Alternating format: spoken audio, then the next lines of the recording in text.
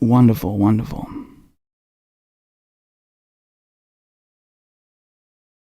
Ah, there we go.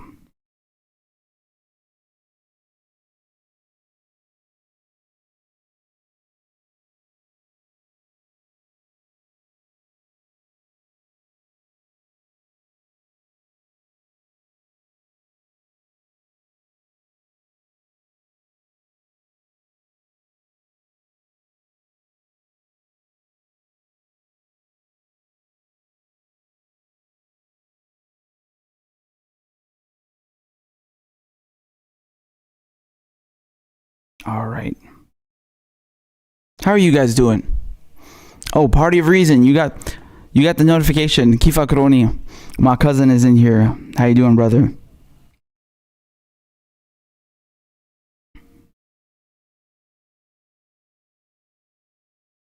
Okay.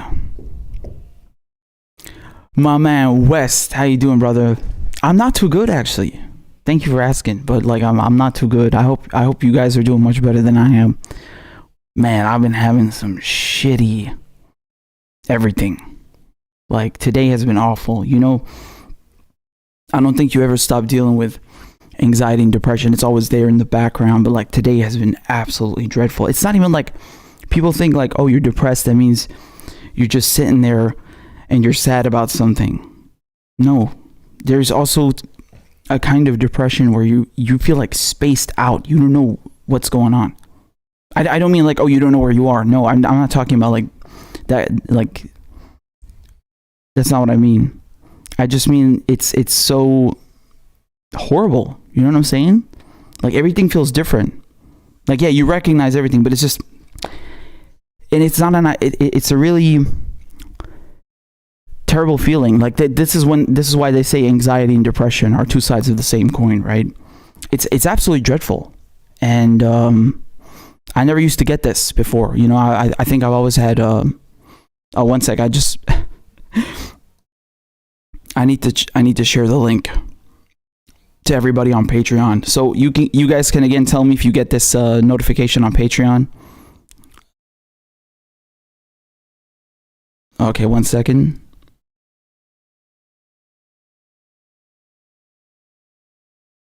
Okay, I sent it on Patreon. So I hope you get it. But yeah, like I'm just that kind of depression or anxiety, it's absolutely dreadful. It really is. I wish I had a way to verbalize it to kind of just describe it accurately. It's maybe with time we'll find a way.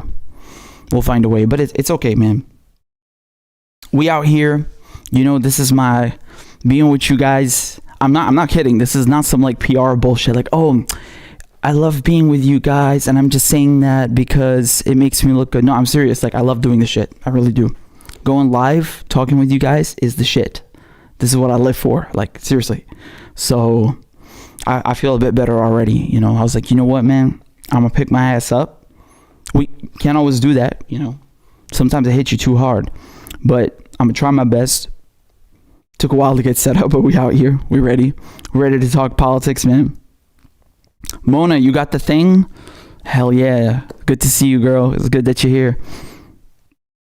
It's good to see all these familiar faces. Jack Sith, my man West. Oh, you said get a puppy. I thought you said got a puppy. Yo, by the way, you reminded me to show you something. Oh my God. Hold on a second. Are you guys ready to see a puppy? But a puppy with a monster. Okay, so it's a puppy, but there's a monster in the picture. Hold on a second. Oh God. I saw this earlier. I was like, yo, I don't even know what to say. I was trying to come up with something witty, and I was like, nah, you know what? I'm gonna just leave it. Hold on. Okay, y'all ready? Here you go. Dude, it's Mike Pompeo. I mean, the puppy is cute for sure, but like, does the puppy know that he lives with a monster? Oh God. it's so weird, you know, seeing this picture. It's like it's really weird. I don't know what to say. Like, you're looking at him, it's like, yeah, you're no, you're not gonna fool me with that puppy. Get away. You can't do this to us. La.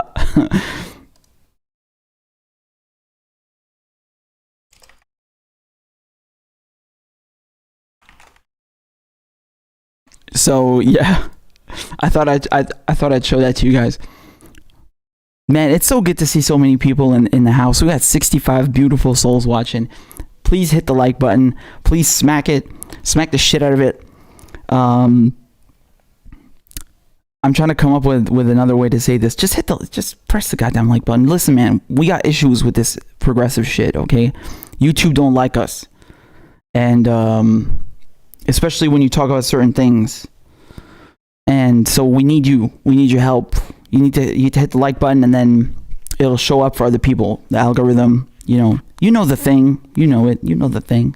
So if you're on mobile, if you're on your phone, if I have the pleasure of broadcasting on your telecommunicative mobile device, you must hide the live chat. It's hidden behind the live chat. Okay, click it, and then we're good. Then we're Gucci. So, what is this song? God is Dead by Black Sabbath. I don't know, man, how I feel about this song. Like, yeah, it's good, but I don't know. I like the other stuff more, man. Even Iron Man, please don't hate me, but like, Iron Man is not my favorite, you know. For me, easily, probably number one, War Pigs. And then Warning. Warning is absolutely, I love it. And then NIB also is an amazing solos. You know, that's what's crazy. You listen to these old rock songs and they got solos. You got to tell people like which second. You know, earlier I was talking to Claudio about this song by The Who. Okay, so it's called Can't Explain. I think it's their first single, you know. And I was talking about like what guitar he's using. It's a Rickenbacker, right? So maybe that's not a very familiar brand to a lot of you. It's a very good brand, right? It's a very good make, Rickenbacker. And the one he's using, I don't know the model. It's too long. It's like, you know, whenever the Germans make something, they give it like a name this long. So I don't know what it is, but it's really beautiful. And no, this is not a sponsored thing. God, I wish it was. I wish it were. Maybe I'd have a Rickenbacker. No, it's not, unfortunately. But like, absolutely beautiful guitar. Oh, goodness. Really good. And he just goes and smashes the shit out of them, as you know. I'd feel bad though. Like there's certain guitars I might feel less bad about smashing. I feel bad regardless. I couldn't do that to a guitar, man. You know what I'm saying? Like you be about to the motherfucker. This is like 2 rents worth. I can't do it. They're crazy. They would buy like 10 SGs, 10 Les Pauls, 10 whatever Fender Telecasters, and then they're all gone by the end of the month, right? It's performance art, I guess. But yeah, I'm really like, I've been trying to like get my hands on a Gibson SG for years. You know what I'm saying? They don't even make the one that I want. Like it's not like you can't even afford it, and it doesn't even exist. It's an old model, man. Like it's actually astonishing because all I want is just the P90 pickups. Did I curse already? How many minutes are we in? 8 minutes? Okay, somebody time me. I think I cussed already. But you know, I really want a Gibson SG with like the P90 pickups. They call them soap bars. And that's such an iconic pickup. Like you would think that they still make them. No, you just any Gibson model you look at, whether it's a Les Paul or whatever, from the cheapest to the most expensive, like almost every single one has humbuckers on them. I'm like, what? Why would you not put a P90 on there? I don't know what they're doing, man. I think Gibson is going to go bankrupt. I heard they're going to go bankrupt. I don't think so. Like, yeah, they might have troubles and stuff, but I don't think that brand would ever go bankrupt. Somebody would buy it up, man. Maybe someone in Japan or Korea where they also make excellent guitars. Somebody would buy it up. That name is too iconic to go under. I'd be really surprised. And yeah, I just want the Gibson SG with the soap bars because everybody used to have that, you know. Black Sabbath, The Who, Led Zeppelin. I mean, it's just an iconic guitar, you know, and I really like it because the neck is thin, you know. Gibson SG is really light. I tried one once at the store a few years ago, and yeah, it's pretty nice. So yeah, that's it. I was just talking about that, and the Rickenbackers, they look really good, man. Oh, they look really nice. So we were just saying that these dudes, they used to do multiple solos in one song. Like Can't Explain by The Who, that song is like under 3 minutes. Or even under 2 minutes. I can't remember. It's ridiculously short. It's 2 fucking solos. Oh, there we go. I cursed. Screw it. Y'all can't hear my music though, right? God, I wish YouTube would get off my nuts, man. What is this? Please use a keyframe sequence. What? Bitch?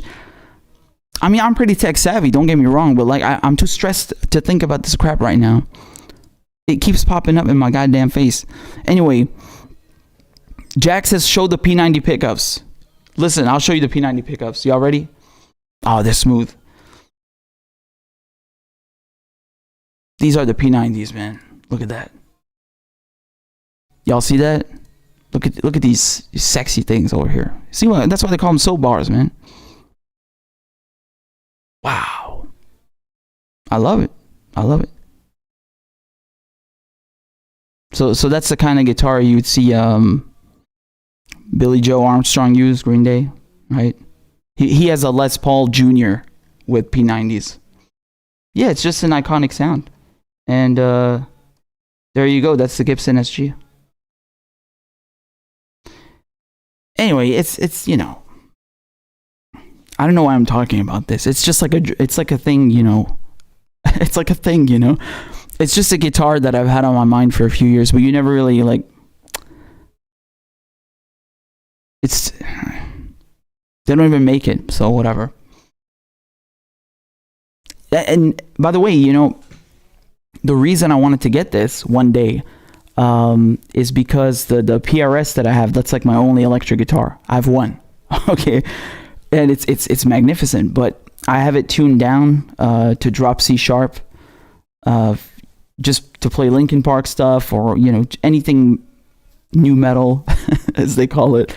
And yeah, just do the Riverline stuff. I was like, you know what? That's not even like a toy. It's or something for amusement. It's just a work guitar. It's for recording. I don't want to change the tunings each time. And the issue is, I wanted to learn Black Sabbath. I wanted to learn Led Zeppelin. I wanted to learn all this iconic stuff, Jimi Hendrix. And I was like, man, you should get like just get one guitar which you keep on standard tuning, and then learn all the shit. But I never got around to it, and it's been fucking years now. I'm like, wow, it's been years. Before I know, I'm gonna be 50 years old, man. Christ. I mean, nothing against anyone who's 50. I just feel like everything is going by too fast, man. It's okay though. I'm just rambling. So we got a lot to ramble about. Ramble on. No pun intended. It's good to see you guys. It's good to have you. Wow, 87 lovely people here. That's amazing. Thank you so much. Thank you for all being here. We got a lot to discuss. You know, I'm just reading the comments. Yeah.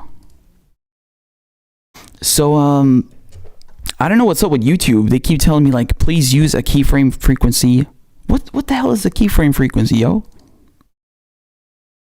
I don't know what that is. But anyway, I'll deal with that later. So what did you Oh, by the way, I used to play drums like when I was, wow, it's been that long, when I was younger. So, you know, I don't anymore. Oh, we got Mona, darling, thank you so much. Hold on, my phone is loading. It's loading. For the swear jar, you see, Mona is such a darling. It says, for the swear jar, speaking of guitars, still waiting for you to play. I know, right? That's what I'm talking about. Like, Creedence is among the bands that I wanted to learn. So man, I gotta go take my guitar and pull it up to standard tuning.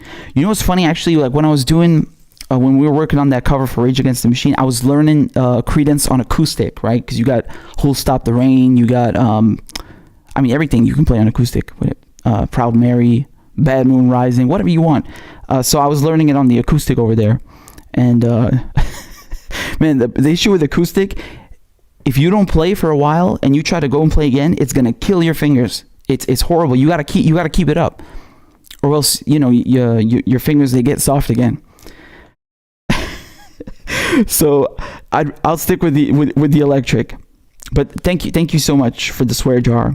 You see, again, just in case nobody knows, if you want, you can send your super chats, if you would be so kind, on PayPal, because they take a smaller cut. So YouTube takes 30% apparently. PayPal take less. Thank you also to Kathy X. Oh, well, I got to represent with the Silok, as a lot of people say kefir. I gotta represent. But thank you very much. Thank you. I appreciate the support, the super chat. You got to build up the calluses, as you guys are saying. I mean, depends also if you're learning solos and you got to repeat the thing a lot. You'll also get them too. So it's a dangerous sport, playing guitar. Indeed.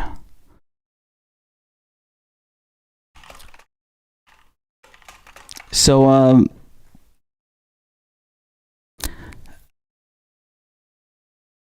Andres says it's funny when you start defending Cuba and Venezuela in front of people who have only heard US propaganda. I mean, what do you want me to say, man? You're right. It is. And you remember how they were skewering Bernie because he said Fidel Castro had implemented a good literacy program, which is true.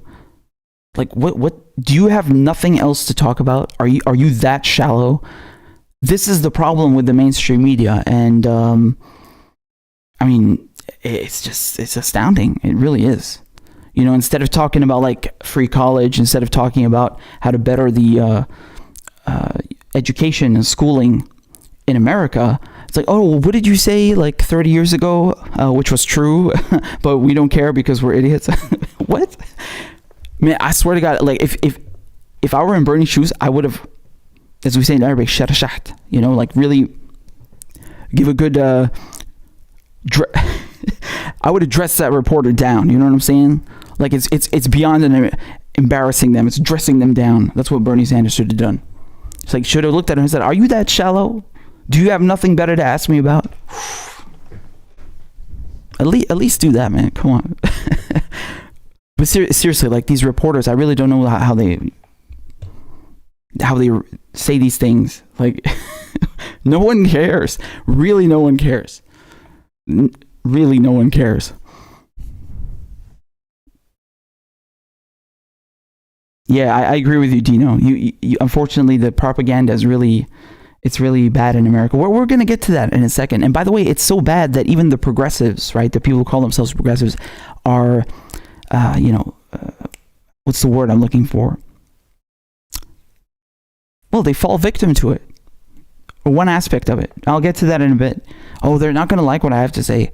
But unfortunately, we've come to an impasse, okay? We've come to a place where there's a crossroads, and you need to kind of not pick a side. Well, essentially, yes, but you need to make up your mind.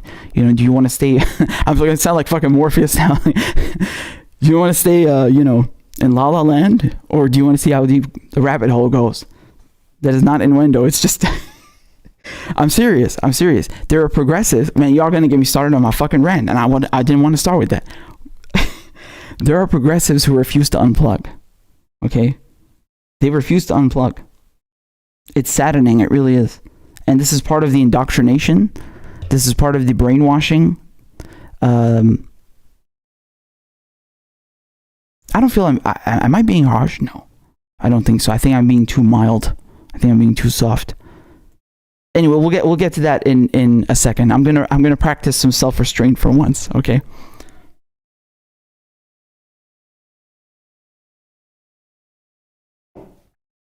Thank you very much. Thank you very much, guys. My man Michael's in the house. It's good to see all you guys. Seriously, it is. Anna's here. Party reason, Fireboy. All right, let's talk a bit about what happened to our dear friend Stacey. Yeah. Oh boy. Boy, oh boy, oh boy. Okay. Guys. Let me just double check it. Was it Lawrence O'Donnell? Yes, it was. Okay. So you had Joe Biden with Lawrence O'Donnell on the air and Stacey Abrams. Okay, she was invited on and they had a little chat. And it seemed for a second that Joe Biden was going to announce that he's making her his VP pick. Yeah. So, Lawrence was so kind to set the whole thing up. Let's take a look. Let me show you. Oh my God.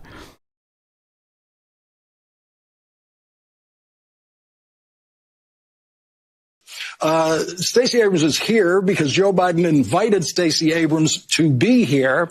And so, Mr. Vice President, do you have an announcement to make? Is this an audition? Is there, what is the reason that you decided it's time for me to get on TV with Stacey Abrams? Well, because Stacey Abrams has done more to deal with the fair vote and making sure there is a fair vote than anybody. And she has a great capacity to explain things and to lay out exactly why it's going to be so critically important in this election. This president's already said when they put in the stimulus package the Congress first passed money to provide for mail-in ballots, he already said, I'm not for that. If we do that, no Republican will ever win, or something to that effect. He's made it clear. This is a guy who said he wants to defund the post office from being able to deliver ballots. I mean, so Stacey knows what she's doing, and she's an incredibly capable person.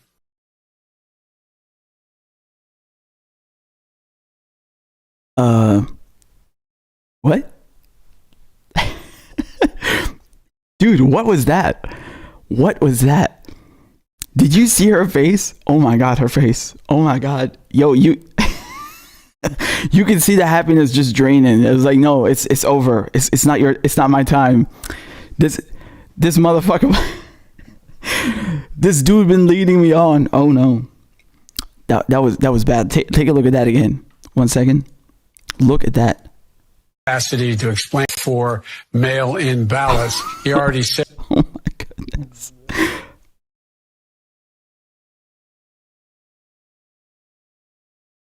Oh wow. No, that is the post office from being. That is bad. That hurt. That hurt. That hurt to watch. Yo, you know what Joe Biden sounded like? He sounded like someone giving a book report in class and he hadn't read the book. So well, Stacey Abrams, she's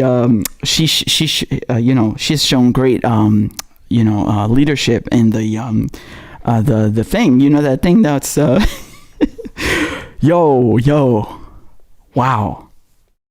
What can I say, man? What can I say?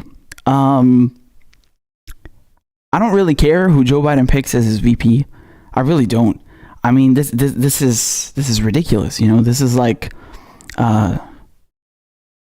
asking someone, what kind of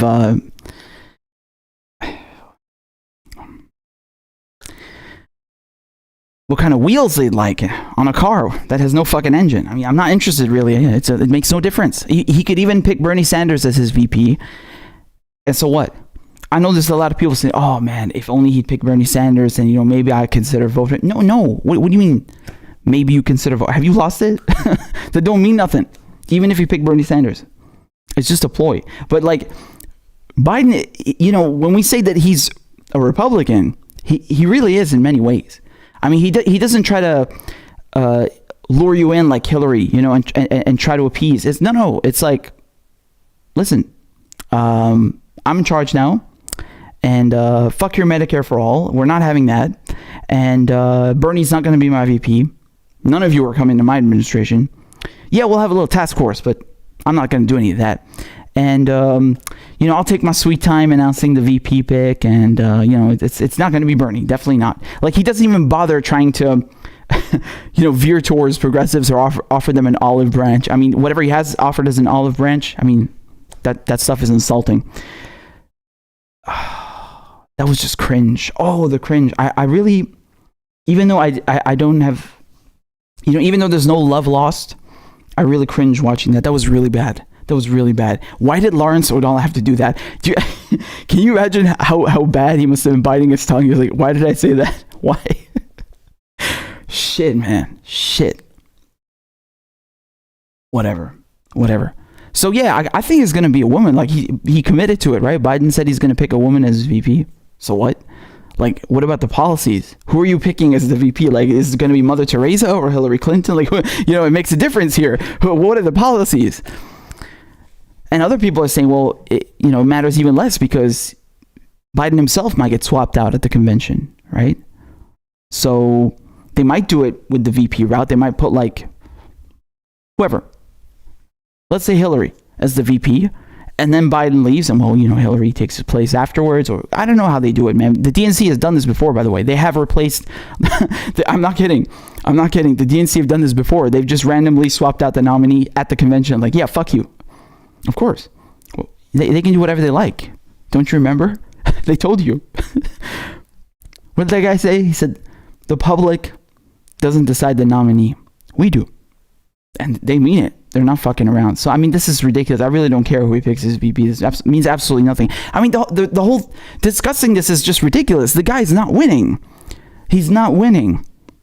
Trump is winning in November. Unfortunately, it's really unfortunate. We have to, look at this clown for another 4 years. But let's not sugarcoat it. There's no one that Biden could pick as VP that is going to fix this situation. I mean, people are saying that, if Hillary Clinton had done a better choice picking VP in 2016, maybe she might have beat Trump. But man, the Democrats are terrible at this. Who did she pick? Tim Kaine? Who the fuck is Tim Kaine? I don't know no motherfucker named Tim Kaine. Who is that? I can't listen, man. Listen, these Democrats, they just don't care. I'm not kidding. They don't care. They're not going to appease you. They're not going to try to pander to you. And if they lose, they lose. Whatever. The system is in place. They go and retire and they have a nice little life. Don't mean shit, man. This is a game. This motherfucker's been running how many times? This is the third time? The fourth time? He probably bored of this shit. Whatever, man. Just her face. By the way, she did a little the Washington Post, I think it was, they did a little piece on her, okay? And she took some photos, like a photo shoot or something. And people have been making fun of her hold on a second. Yeah, I think it was over here. Like, they've been making fun of this photo shoot. Like, I mean, what is this? Like, Matrix 4? What is this picture supposed to mean? I mean, I don't get it. Anyway, that's the Washington Post magazine profile of Stacey Abrams. And look at what they wrote about her. It's just absolutely ridiculous. Okay, it's really something out of... Look at this. Pandemonium ensues as she walks to the far left of the stage like a runaway supermodel, stops on a dime, poses, tilts her head slightly, and smiles. Camera flashes explode. She next pivots and walks slowly to the center of the stage, freezes there, and repeats the pose. Again, the flashes explode. Abrams is summoning her inner actress, and she's both enjoying the moment and getting through it to get to the conversation. She then pivots, walks to the far right of the stage. Same. Bitch, what the fuck is that? What are you writing about? What does that have to do with anything? Donald Trump is in the fucking White House. You keep telling us that this guy has to be defeated at all costs. I don't care how good Stacey Abrams is on a fucking catwalk. What are the policies that are going to get Joe Biden into the Oval Office, supposedly, if Stacey Abrams can help him? No. Let's talk about how she does her thing on a catwalk. She stops on a dime, man. Did you see her? Fuck out of here. This is so terrible. This really, I look at this and my heart really goes out to the Americans that they have to deal with this. This is really terrible. Wow. Like this is how much the mainstream media respects you. They really don't give a shit. Oh boy. So who do you think Guys, who do you think Biden is going to pick as his VP? I mean, if it's not Stacey Abrams, who knows? You know, we could be wrong. Maybe it's still going to be her. Who knows? I doubt it, though. I really doubt it. Who you got left? Warren? Klobuchar? Kamala Harris? Wouldn't that be crazy if you picked Kamala Harris? She was like calling him out, like rightfully. I mean, 100% she should have done that. I mean, every single debate, not just once. She should have been doing that, like, now. She should be doing that shit now. Since he is the presumptive Democratic nominee, she should be furious that this guy, this racist, like, this is not a joke, right? I mean, the guy literally worked with segregationists to oppress her. Could you imagine if he picked her as her as VP? The worst part is she'd probably accept because she's a career Democrat, right? A career politician. And that's like, whoa, why would you do that? Anyway, I don't know who it's going to be, man. And again, I really don't care. These people are all part of the same club. It's not about where they came from. You know, it's not about what they say. At the end of the day, they're all they're all part of the 1%. And the political elite in Washington, D.C., right? These people know each other since, like, before I was even born. Okay? They practice class solidarity. Don't forget that. Better than anyone else. It's crazy. There you go. It's really a shame we're in this situation. I was actually just talking earlier about how I wish Bernie would have picked Nina Turner as his VP. And like, screw this whole tradition. Oh, you got to wait until after the convention. Get out of here, yo. Like, my gut tells me that he was going to pick her, and I would have loved that. I think she's amazing. You see, she hasn't thrown her support behind Biden. She knows. She knows. You know. And so contrast what Nina Turner and Brianna Joy Gray have done with what these other career Democrats have done, right? You have some of them just rushing to throw their support behind Biden as if their lives depended on it. Why?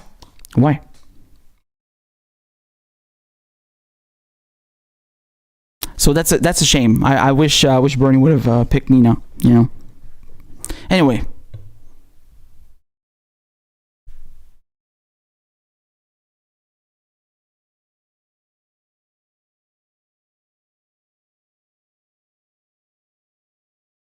So,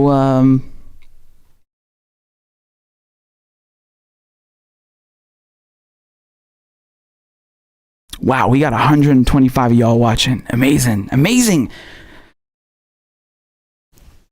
But, you know, one more thing, I just make sure you smash the like button, okay? We only got 87 likes. It helps with the algorithm. And I just want to say one more thing about Stacey Abrams before I forget, okay? Like, let me tell you something, man. You can tell that Stacey Abrams is a career politician, a career Democrat. And this is not what you need, man. It's not about your fucking career, okay? It's about, are you looking to get into office so you can better the lives of people, or are you not? Make up your fucking mind, okay? At least be fucking transparent, man. We don't have time for this shit. Ay. Do you know what I'm saying? And just the fact that she got so upset. Listen, I understand. I understand. Everybody, sometimes we get our hopes up for something and then it doesn't happen. Fine. Okay, I understand. And getting the VP pick, that's a very prominent position. It is. It's insane. Nonetheless, what else are you doing? Why are you in this game? What else are you doing? I don't know, man. She just doesn't strike me as someone who's in this game for the people. Do you know what I'm saying? It just doesn't. She's another one of them, man. She's part of the club, okay? And, well, it wasn't her turn this time. Who knows what happens in the future? But, like, come on. These people are in it for themselves. Make no mistake. Because, listen to me. If you are not in it for yourself and you're actually standing up to the political elite, they will get rid of you in due time. Okay, these people have been around way too long. They've been around way too long.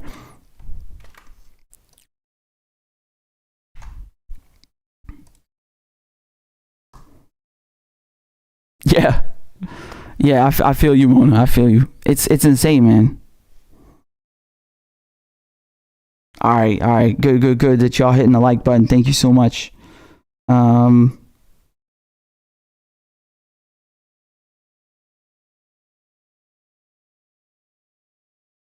second. Yeah, so, I mean, who do you guys think is going to be the pick? I mean, again, I don't care, but it's just... Listen, do you really think he's going to pick Hillary and then they're going to swap Biden out for her? I mean, that would be insane. Are they really that crazy? What's the point? You're going to lose regardless. You're just going to lose even harder this time. What's the point? Oh my God, can you imagine those two at the debates again? Oh. Yo, I'm telling you, man, like these elections have become a joke. Really. The last time and this time. Even in 2016, just for comparison, I was like, hold on a second, man. I remember watching John Kerry debate George Bush in 2004. Yes, I always been into the shit. And I went back and I looked at it. And I mean, even though these, like, yes, these two, they're scumbags. They're war criminals. They're vermin. But nonetheless, the debate itself was tame, was very calm. You could almost say civil in comparison to what you were seeing in 2016. Like the 2016 stuff was like, this is like a rap battle, like basically, you know, they're just trying to roast each other. It was ridiculous. And they're playing with your fucking future and just roasting each other. What are you doing? What are you talking about? Oh my God. This is really bad. Yes, that Hulu documentary. I haven't watched that. No. I haven't watched it. She better pay me to watch that shit. Hillary Clinton. Oh God. Now seriously, like these people got no shame. And it's quite unbelievable how she just keeps going around now, not just insulting Bernie Sanders and all this stuff, but like just, you know, giving her opinion. Hillary giving her opinion. What opinion? You fucking lost. You are the last fucking person anyone running an election should listen to. Why would... Unbelievable. You know, she's running around like she's some kind of marooned opposition leader who's been exiled into another country. And like a few other countries recognize. And she thinks she's like the rightful heir to the throne. It's so bad. It's so bad. Oh boy. No.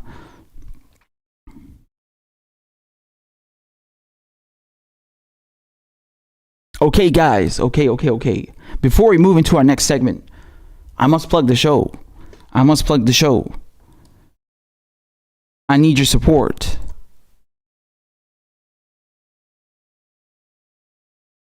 That's it. That's it, man. I'm not going to say nothing more. All right? I'm not going to say nothing else. Head on over to patreon.com/papichuloman. All right? Links I'm going to drop right now in the live chat. How many members we at? 226? Something like that? 226? Unbelievable. I'm so proud of you guys. I love you. And if you want to drop a super chat on PayPal, you can do that too. I dropped the link. PayPal take less of a cut. Just put in whatever you like. And there you go. That's it, man. That's the entire plug. Hold on a second. How many members we at? Let me check the special sauce. Let me check the thermometer. With Joe Biden. Oh no. By the way, has anyone figured out if he's actually using a green screen? I still can't figure that out. I think he is. Lying dog-faced pony soldier. We got to get in a crab dance. Y'all already know what happens, man. We get a crab dance, and we do a little party every time somebody signs up, because that's how we grow. That is how we grow. Look at that, 226, man. We on our way. We are on our way. Let's do it, baby. Also, I need to make sure y'all can't hear no music for the moment. All right.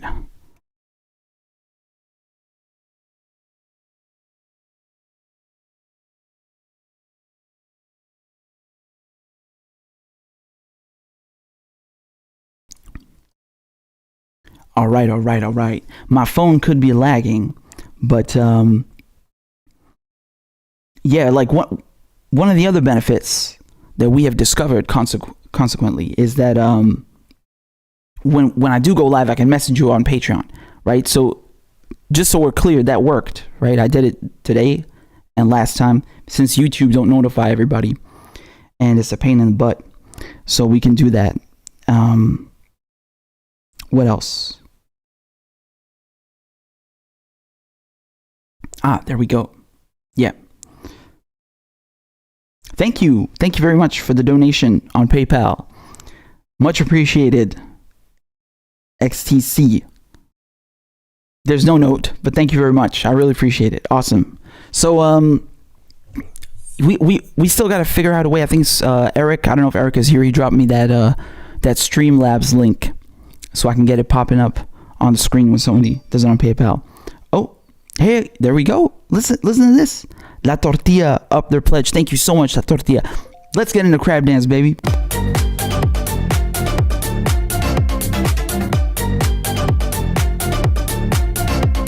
And Corn Pop was a bad dude. And he ran a bunch of bad boys. Listen, fuckhead, you have fucking crossed the line. Claiming I'm the enemy. You got that, you goddamn son of a bitch? All men and women created by go. You know the thing. Bitch, why you texting? Why? You're getting nervous, man. Calm down. It's okay.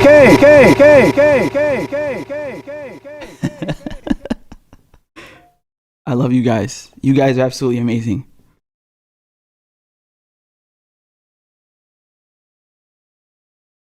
Yo, check it out. Hold on, y'all can see me now? There we go. Ya salam, ya salam. Yo, we got we got another super chat from Mona. It says, "Eat my ass 2020." You know it.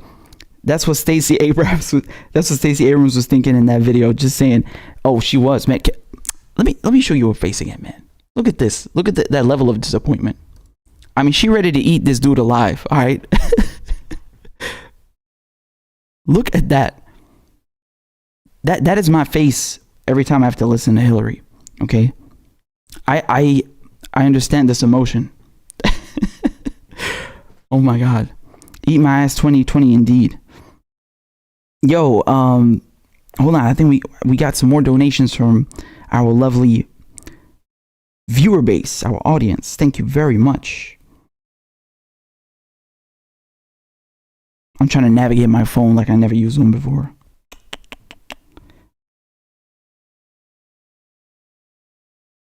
Hey, thank you very much, Susan. There's no note, but thank you very much, Susan. I don't know if you're watching right now. Thank you very much for the support. And I feel like I'm missing somebody, but hopefully I didn't. Thank you so much. I really appreciate it. You guys rock. What was I going to say again? Someone want to say, oh God, have you guys seen what's happening in the UK? I don't know if I should even talk about it because it's really terrible. Oh boy. I'll just give you briefly. Before, we got a lot of shit to cover, man. Don't go nowhere because we got a lot of heavy shit to cover. But just this popped in my head real quick. You guys remember the elections in December, right? I think it was December 12th. I did a few videos about it, and Labor lost. I mean, terribly, really, really badly. And you know they got rid of Jeremy Corbyn afterwards. Like just recently, I think he got replaced by Sir Keir Starmer. And you know, there's a report that came out showing that they were targeting Jeremy Corbyn. Right, so this is not the first time they've been doing this. It's been a few years now. I remember they had a vote of no confidence, at least one. I think it might have been two, but I remember one at least. And they tried to get rid of him so many times. You know, this is what happens when you have these like fringe individuals or fringe parts of the party that are too left. Well, they become unpleasant, so they try to get rid of him. It's saddening. What am I supposed to say? And that's a whole scandal. Like the report itself is just, it's like, what is it, 2,000 pages long? something ridiculous. And I can give you a brief rundown. Jim, I'm gonna need you to give me a rundown. What's a rundown? I'll give you a rundown another time. But right now we have a lot of stuff to deal with.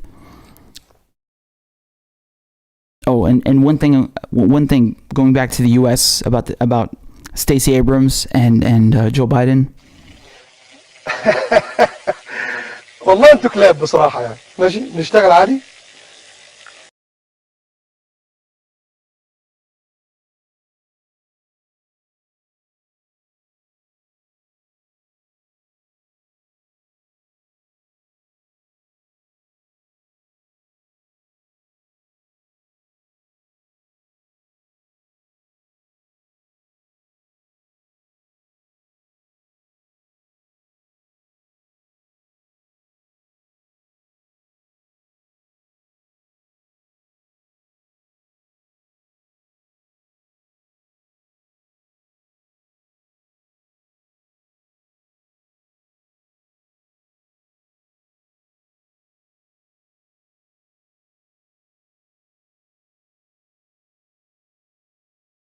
Wait, you can't hear me because I'm muted. See, we got our thinking caps on. Let me repeat what I said.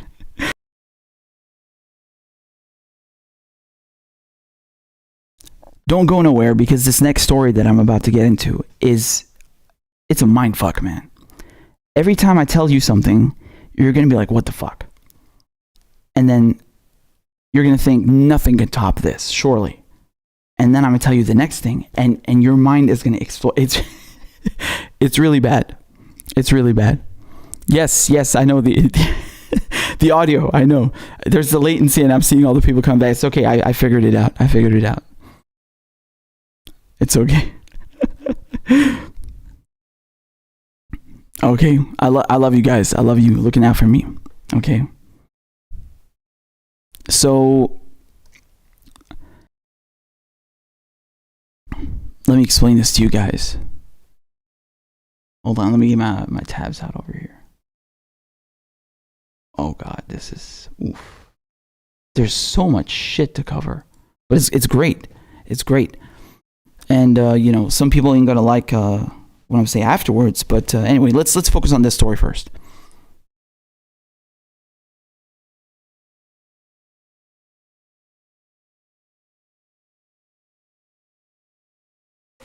Oh, I think we might have gotten... Oh, we got a new Patreon. Thank you so much to Robin. Bless you, Robin. Thank you for supporting the channel. Crab dance coming right up, baby.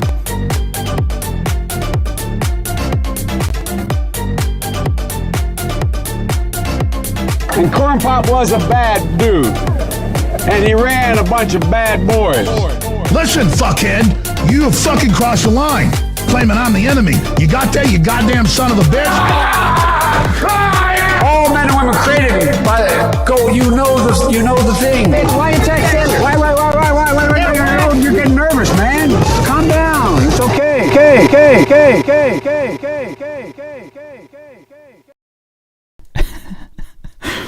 Wonderful. Okay, guys, let's get into the next story, right?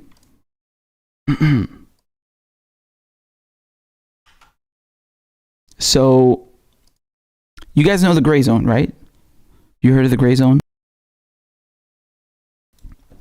I love the Grayzone. I mean, Max Blumenthal, he went to Syria. I saw his video. Man, he was talking about Bab Shari and Stray Street. That's where Jesus met with Paul. Where he became Saint Paul. Just the old town, the old city of Damascus. That was really cool, seeing that he went there.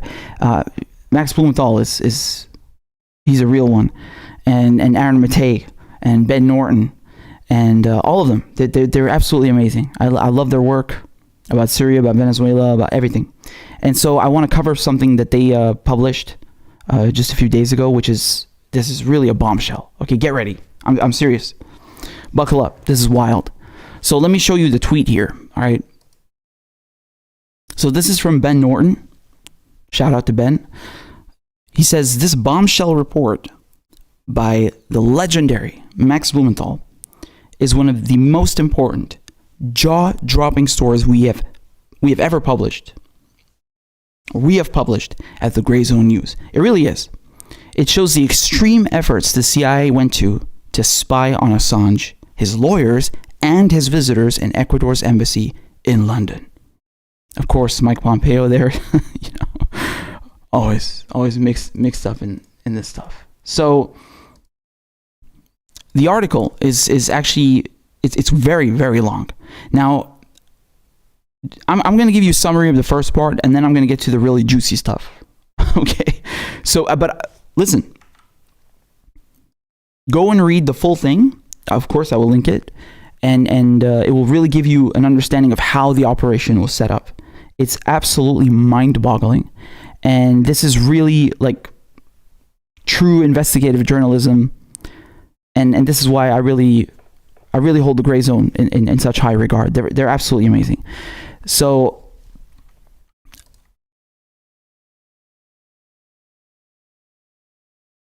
David Morales, all right, he's a co-founder of this security consulting firm called UC Global, okay? And he got a gig, essentially, guarding the children of Ecuador's then President Rafael Correa and his country's embassy in the UK, okay? Guarding his kids and the embassy in the UK.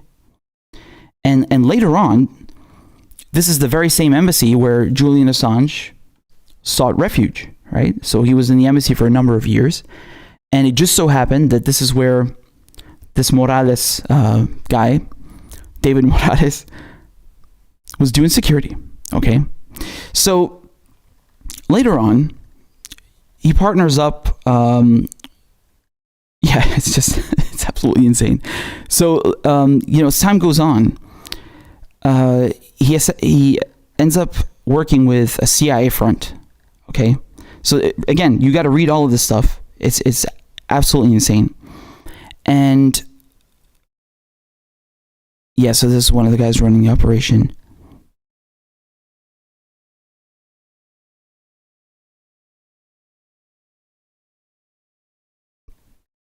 It's insane.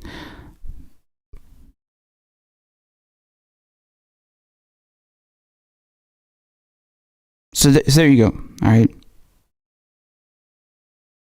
A 2016 security industry fair in Las Vegas at the Sands Expo provided the occasion for Adelson's company and presumably the CIA to enlist David Morales.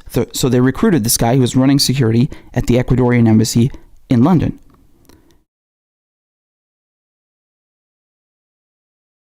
All right, so he divulged the details of this deal to his business partner when he went back to Spain.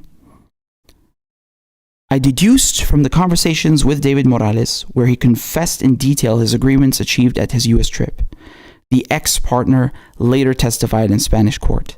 The head of security of Las Vegas Sands, a Jewish guy named Zohar Lav, made contact with Mr. Morales, getting to become good friends with him at the security fair in Las Vegas.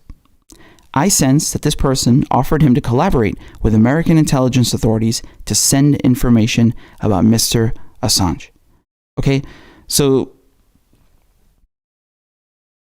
yeah, here we're gonna get to the first. This is gonna blow your mind. So just to summarize, okay, this guy David Morales, he sets up this security firm, okay, UC Global. He gets recruited afterwards by a CIA front while he's in Las Vegas. And they essentially groom him. Well, not groom him, but they provide him with all of the. They give him a PowerPoint presentation. One example, they essentially teach him how to set. They essentially teach him how to set up surveillance inside the embassy, and send all of the footage over to them, because Julian Assange is now in the embassy. You understand? So before, what you had were security cameras. Now they're becoming surveillance. All right, it's very important. So please read all that part. But I just want to get to you. I just want to get to the extremity. I want to show you how far this went. All right. So essentially, By the end of 2017, the alleged collaboration between Morales and Sands had fully matured, with the CIA apparently providing a guiding hand. Together, these entities ratcheted up their surveillance of Assange's associates and foiled his plan to leave the embassy under the protection of diplomatic inviolability. So look at this. I mean, this is going to blow your mind, okay?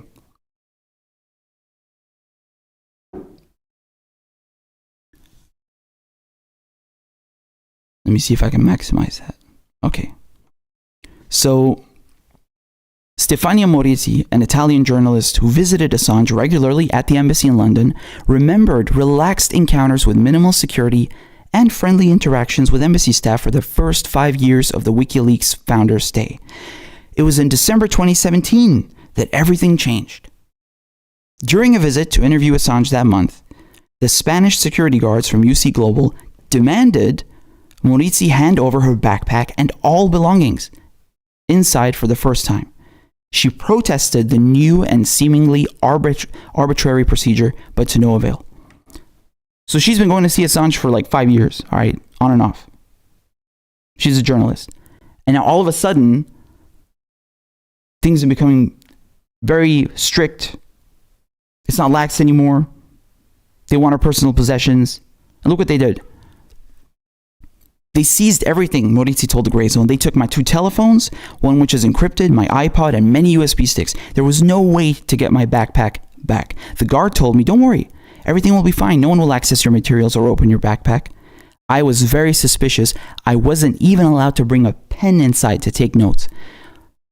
Now look at the tea. All right, look what they did. It turned out the UC Global employees photographed the unique IMEI number and the SIM card inside the phone of Morizzi and many other visitors. In one photograph obtained by the Grayzone, the security contractors removed the SIM to get a clear image of the codes. It seemed this was the information they needed to hack the phones. Wow. So you get what's going on? You understand?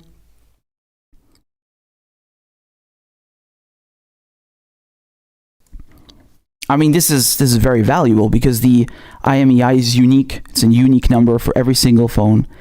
And they also got the number of her SIM card.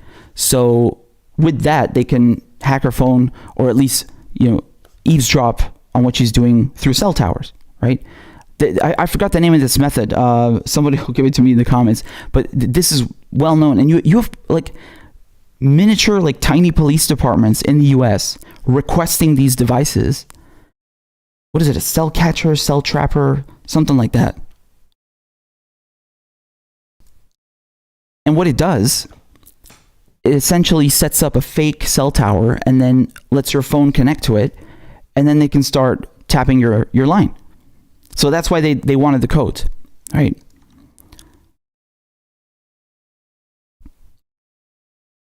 So no coincidence, right, that this started right after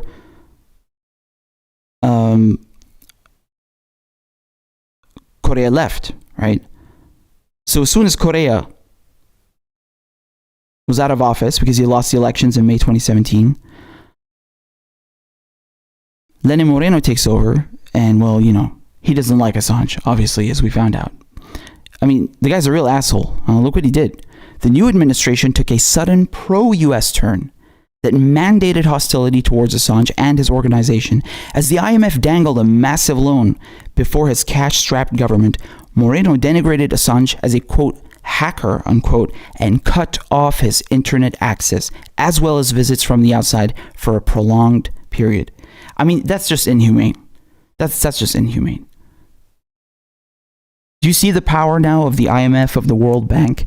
I mean, if we're talking about developing countries, they'll come in and they'll say, look, we'll lend you all this cash, but then you got to pay us back and you got to implement austerity and you got to let in all of our interests, et cetera, right? And this is just another example of how they use these world monetary organizations like the World Bank, the IMF, to pressure governments to do what they want. This is another form of imperialism. Do you understand? The United States used the IMF to make sure that the new president of Ecuador would spy on Julian Assange. Essentially what happened. Assange, for his part, had become convinced that the embassy security was spying on him. No doubt. By late 2017, he was using a white noise machine in the main conference room to keep his conversations with lawyers secure, and held the most sensitive meetings with his attorneys in the women's bathroom, opening the faucets to drown out the sound of their conversations. Now look at this, man. This is insane. UC Global countered by planting a magnetic microphone on the bottom of a fire extinguisher, enabling them to snoop through the white noise. A second microphone was installed in the women's bathroom. Motherfuckers. This is really some spy novel shit, like some, cat and mouse stuff. Ingenious. Very good of Julian Assange to think of the white noise stuff, right? So white noise is what you hear when you turn on your television, right? Shh. It's a specific... you can do this inside any DAW, right? You do it with a tone generator. For any of you producers or musicians out there, you know what I'm talking about. You can generate white noise, pink noise, etc.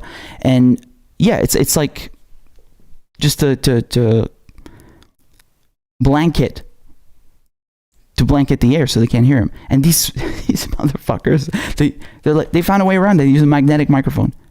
Amazing. This is insane.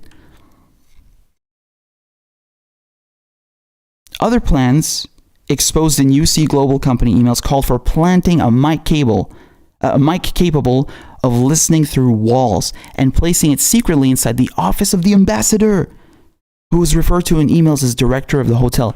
I mean, they just don't give a fuck. Like, they're literally bugging the fucking ambassador's office. Not even to listen to him, it's for Assange. I mean, this is madness. What the fuck?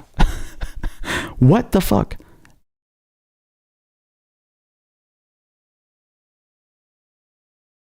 So Morales, the guy who's running this company, also proposed installing listening devices in Assange's bedroom, and even put a program in place to swap out all fire extinguishers and replace them with new ones with hidden mics. Oh my God.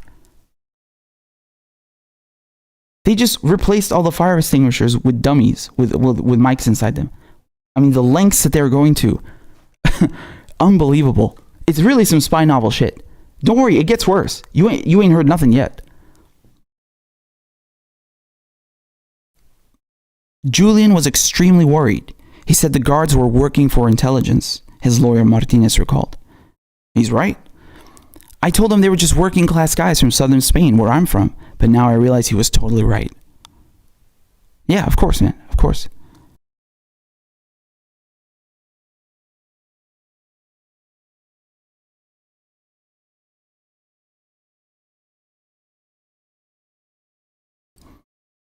So thank you to Claudia and whoever else provided the name. The device that I was thinking about is the Stingray. So the Stingray is what they use. They set up a fake cell phone tower. Your phone connects to it thinking it's a real one, and then they have access to your line and your device. That's why they needed her number. It helps. The IMEI and the SIM card number. And I mean this is just absolutely ridiculous, man. So, look at this, man. I'm sure you guys have seen the video as well of him skateboarding. Like, you see Julian Assange skateboarding in his office, his room, whatever it is. Man, they cut off his internet access and all visits. What the fuck? Why would you be so inhumane? I don't understand that. Unbelievable.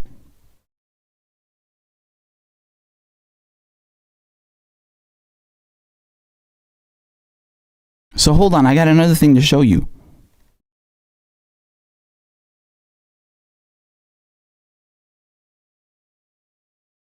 Or I might have scrolled past it. I think I scrolled past it, yeah.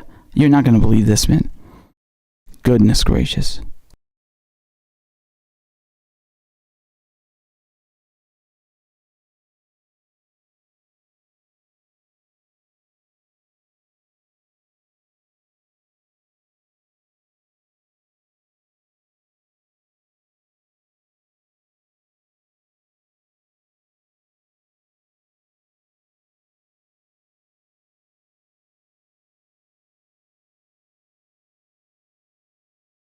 So look at this. Morales urged special attention to Stella Morris, a member of the legal team who recently revealed she began a relationship with Assange and had two children with him during his time in the embassy. So hold on a second. Just to be clear, if she had 2 children with him while he was in the embassy, does that mean they were also recording all of that? Like, they literally revoked every sense of privacy for this guy.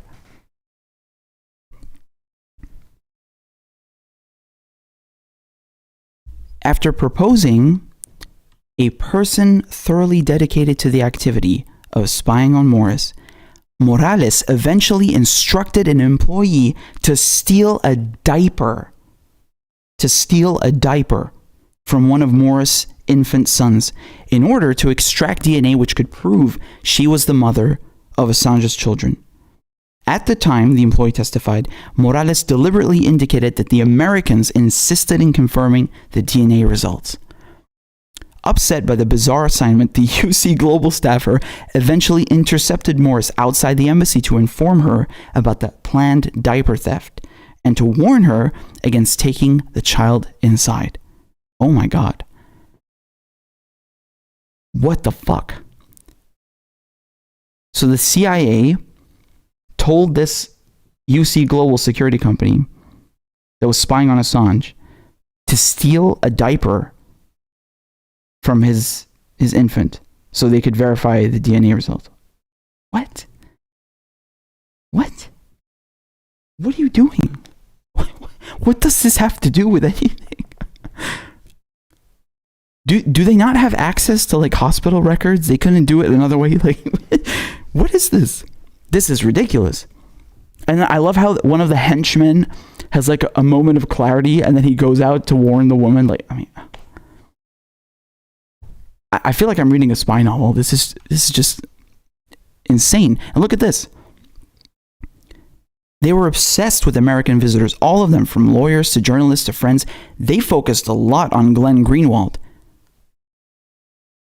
Hi, Glenn, if you're watching. Even opening his passport, these motherfuckers, taking pics of his visa to Russia and sending it to their headquarters, Martinez said, referring to the Brazil-based American journalist who had visited Assange. What are y'all doing to my man Glenn? What is this? Motherfuckers.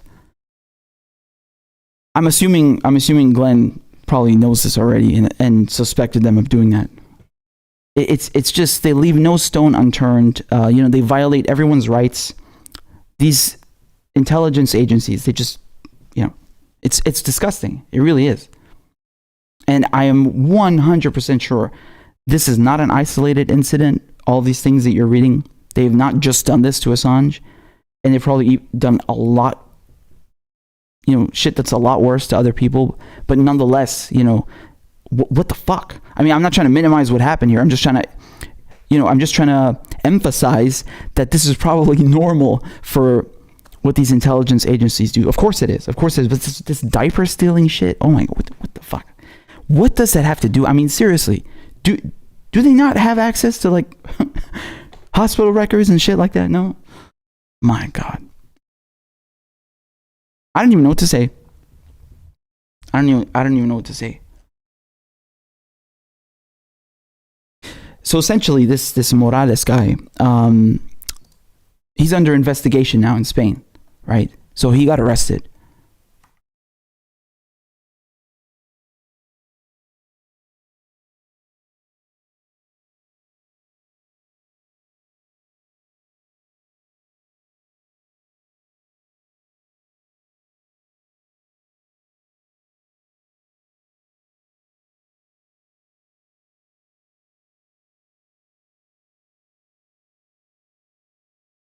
So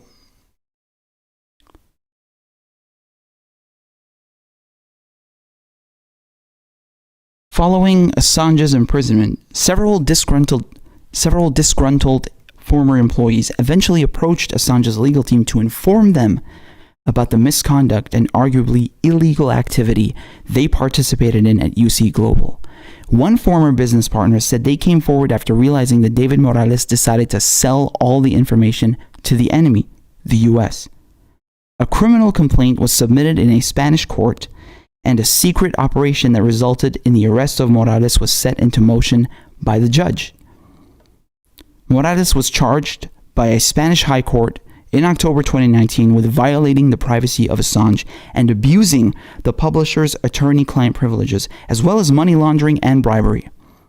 The documents revealed in court, which were primarily backups from the company's computers, exposed the disturbing reality of his activities on the dark side. I mean, this is really a bombshell article. It's very long, very, very interesting, and an amazing read. And I'm going to post a link so you can all go and take a look at it. Not to mention that, it's from the Grayzone, so it's good. For real. This is just insane. I mean, I don't even know what to say. And look how they dehumanize him, right? You saw how they arrested him, how they dragged him out. Look how they trapped him in a room for years. Look how they keep him in Belmarsh prison. You know what Belmarsh prison is? This is like one of the most, it's probably the maximum security prison in the UK. Okay, this is where they keep all the loony terrorists and shit like that. And they're putting Julian Assange with them, right? And then when they take him to court, because they're trying to extradite him now to the US, they put him in a glass cage. They're treating him like an animal. I'm glad at the very, very, very least that some of these employees, had a bare minimum. I don't know what's the term I'm looking for.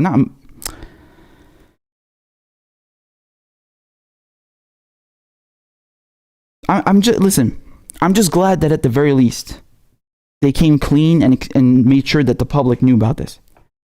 We already knew that he was being spied on, but now we know for sure we got the proof, and we know how deep it went. Probably goes deeper, we don't know. At least that. But nonetheless, man, no one should have to go through this shit. Do you see what's going on now? Do you see how they're treating Julian Assange? He didn't hack anything. He didn't do anything. His crime is exposing Western imperialism. He showed the ugly side. He showed the reality. He showed the consequences of delivering democracy and freedom. Turns out it's not true. It's not very glamorous. Turns out a lot of innocent people die. For no reason. For absolutely no reason. I was talking to you guys the other day about this family in Iraq, from Mosul, who got killed by the drone strike. And if you've seen the video that WikiLeaks dropped, that Chelsea Manning, she helped get to Julian Assange. Collateral murder. If you've seen these, there's so much. There's so much evidence. There's so much heartbreaking stuff to go through. It's absolutely unreal. I don't know what to do. I don't know what to say, man. It's really heartbreaking. And Julian Assange is a fucking hero. He's a fucking hero, man. They're going to be writing about him in the history books. And people will know. People will know that he was a hero. He's a hero right now. He didn't do nothing wrong. They're just trying to make an example out of him. It's that clear. This is what happens when you expose United States Western imperialism. Right? This is what happens. They're trying to send a message. It's disgusting.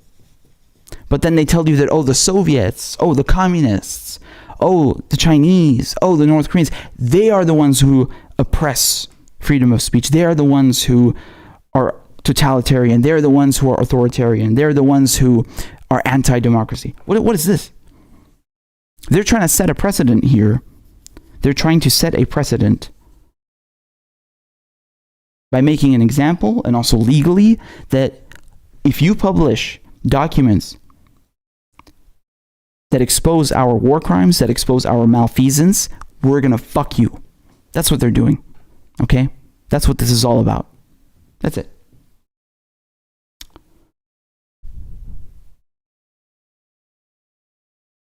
And I really pray for Julian Assange and Edward Snowden and Chelsea Manning. We really need to pray for them. I'm not kidding, man. These people, they're going through hell. I can't even imagine. Like I told you guys, I woke up, I had really bad depression and anxiety today. I can't even imagine what they're going through. They sacrificed a lot for us. They really did. You know, if you talked about all these things before, they'd say, oh, you're anti-freedom. Oh, you're anti-American. You're anti-UK. You talked about mass surveillance. They said, oh, you're a loony. You're a nut job. We knew what was going on. These people risked everything, man.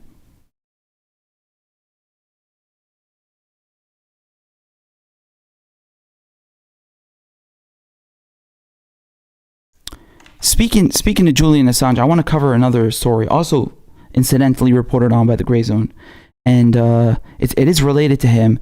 And I don't know if many of you heard about this story, but it's very, very interesting. So let's get to that in a second.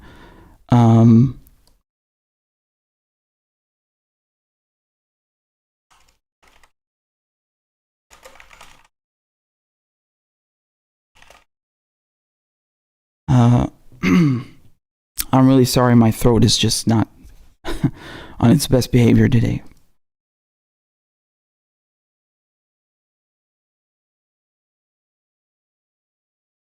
So let me just catch up with your comments, guys. Let me catch up with your comments. Wow, we got 109 beautiful people watching here. Thank you so much. Thank you for being here, guys. So, Amanda says, what if I can't handle it? Handle it? What do you mean exactly? Because you sent, that was 30 minutes ago. Remind me what you were talking about. Thank you again for the super chat. Tisha darling is in here. Thank you. Says, love y'all. Have friends over. Just listening. Yeah, I'm addicted. You see, people can't resist. They can't resist the silok. They can't resist the facts. Thank you so much. Tisha is really a queen. Thank you so much for being here. 1 second. Oh, I got a message from Robin. Robin, I don't know if you're still watching, but I thank you so much for your kind message. I really appreciate that. God bless you. That's really, thank you so much. Really, y'all making me blush out here. Yo, I was eating one of those like some candy earlier. I have no idea what brand. It was like some of y'all are gonna be like, what is this guy talking about? Hold on, let me just Google like an example of it. Hold on. 1 second, guys. By the way, is the stream okay? It's not choppy or something? They were throttling my internet. Can you believe that? For some reason. I don't know. I think maybe because of the Rona. They throttling everybody's stuff. So I was like, yo, what is going on? Like, don't do me like that. Oh, okay. So, yeah, so something like this. I was eating something like this. Okay. Gummy mice. Yeah, they look horrendous. Okay. Please. No, that is really bad. Hold on. That is really bad. I'm not showing those. Okay. Just for the laughs, look how horrendous these are. Oh my God. No, I was not eating these. Okay. I was not eating these. Give me a second. Let me find something better. Yeah, okay. These are more acceptable. My point is, I was eating some of those earlier, and they're great. Like if you have a dry throat or something. And I wish I had some on me now, but like they all gone, man. So y'all gonna have to tolerate my raspy ass voice. It's cool though. It's cool.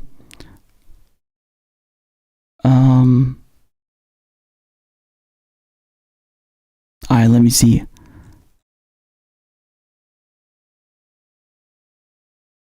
No, it's not a sponsor ad. I can assure you. You know what the thing is? I was thinking about this once. I was like,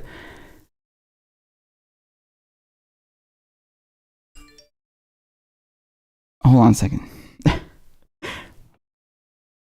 Oh shit. Yo, thank you so much. Tisha, darling. continue to drop the knowledge, and I'll continue to drop the dollars. Love y'all. See, I'm blessed. I'm blessed to have you guys. Tisha's an MVP. Thank you so much. Absolutely amazing. I'm really humbled.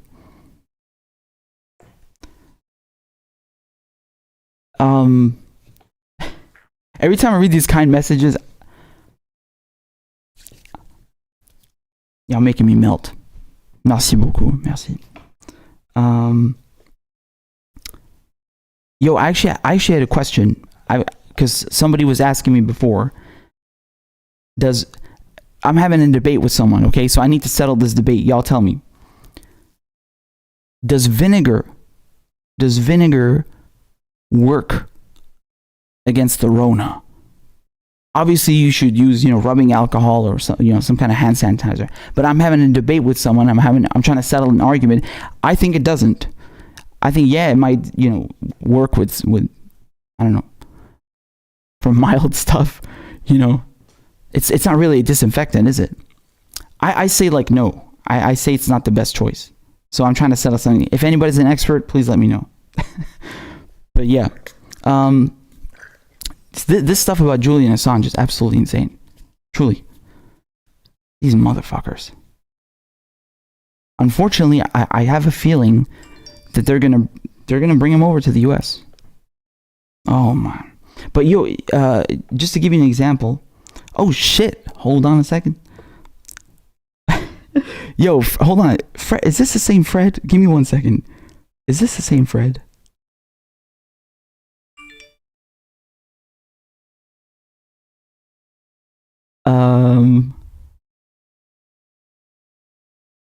No, okay, this somebody on Patreon pledged Tree Fitty. I understood the joke. So thank you for that. Oh. Yo, Tisha, am I supposed to read that out loud? I'll read it out loud. Screw it. Thank you. Tisha says, I got you on PayPal. By the way, I love your raspy ass voice, but I really adore when your voice shakes and when you curse. And I even like it when I hear your tongue click. Thank you so much. I'm really self-conscious about a few things, and now my confidence is like through the roof. See? You see? What would I do without you guys? I'm serious. Thank you so much. This is poetry to me. Music to my ears. Yo, but there is something that's getting me really angry about progressives, but I want to get it. Every time I think of a subject, and I'm like, okay, I'm not going to get into that now. It makes me self-restraint. Let's cover what I wanted to cover, and then I'll get to that. That's like the main topic. I'm saving that for in a bit because, and y'all don't want to go nowhere because this shit is serious. This shit is serious. So, yes, thank you, Tisha. Oh shit! Hold on a second. My man Fred Edward raised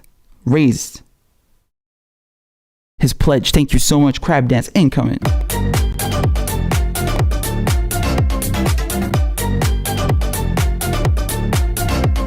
And Corn Pop was a bad dude. And he ran a bunch of bad boys.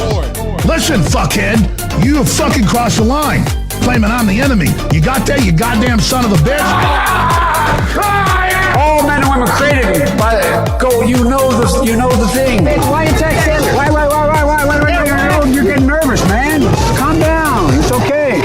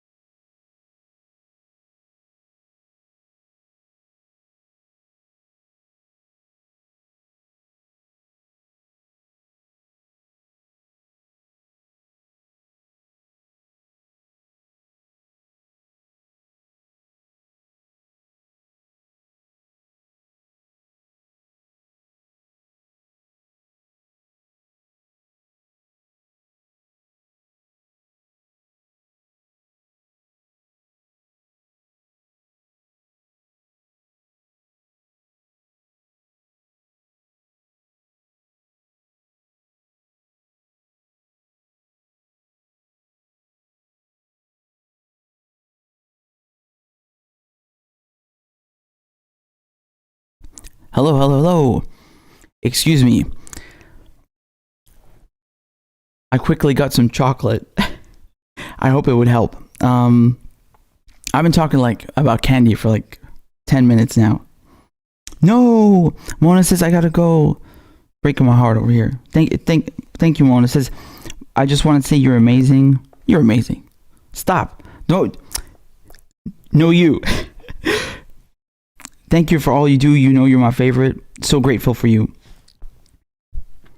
I gotta hide because this is too much. This is too much flattery right here. Still waiting for your finger size. Oh shit. I have a tape measure, but that one's like for, you know, how, like what do you say? Housework? You know, it's not like the ribbon one. I need the ribbon one. We got a good sewing kit. I will get that. I think it, don't quote me on this. 4? No. Let me do it properly. I got you. Okay, hopefully I'll be back later. Hell yes. Oh, they clean dialysis machines with vinegar? Word. You see, that's the thing. I remember seeing vinegar being used as a disinfectant sometimes, but I was like, I just want to be sure. And I wasn't too convinced. And I wanted to settle the debate with someone. But we'll see. Thank you so much, Mona. You're a darling. I think we'll still be back. We'll still be here when you're back. So thank you so much for that. You're the best. MVP. Y'all put your hands together. Tisha and Mona just absolutely... Oh, thank you, David. David says, you become one of my favorite commentators in a short amount of time. Thank you. I really appreciate that, man. You know, every single day I'm telling myself, like, yo, this is a privilege. It's really a privilege. Really lucky to have this platform. And it's not just a platform. It's not like, oh yeah, we're going to talk about politics. No, it's like we're building a community. Let me drop the Discord link, by the way. Very important. Please go in the Discord. It's really dope. You know, we out here having a ball, man. We are. You know what I wish they would do? I wish they would drop the ability to send voice notes, so I could spam y'all with like corn pop, you know, Joe Biden imitations, whatever you like.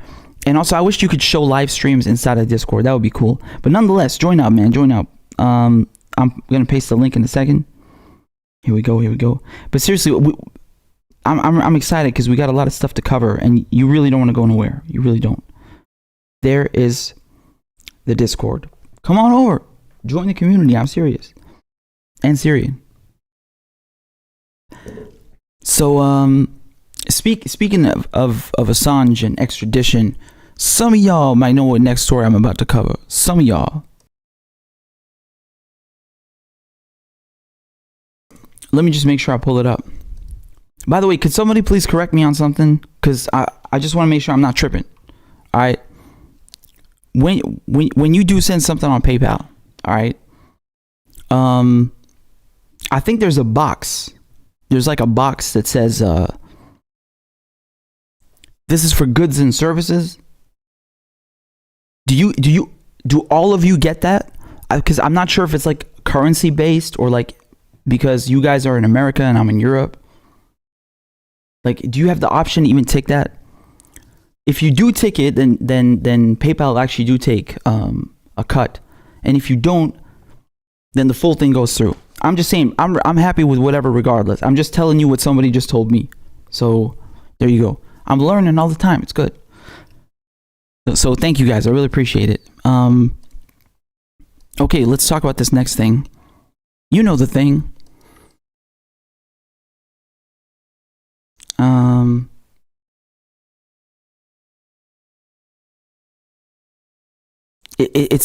It's gonna make you angry, actually, this story.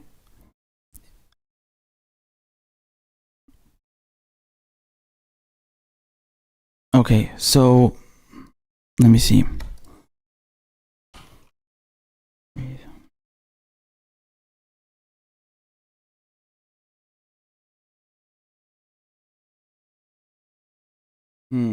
There we go. Yep. Okay. So this is have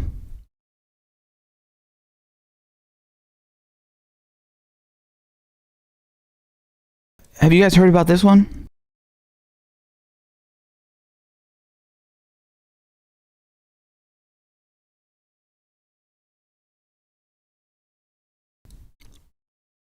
So this is from the Grayzone, okay?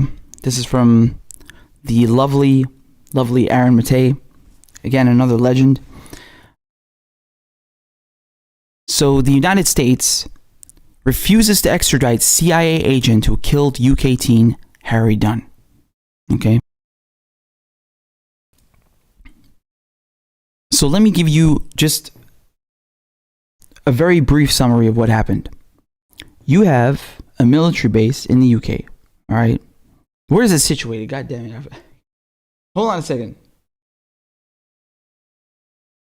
I was like, don't say it because I know I'm not going to be able to pronounce it, even though I'm English, but still. The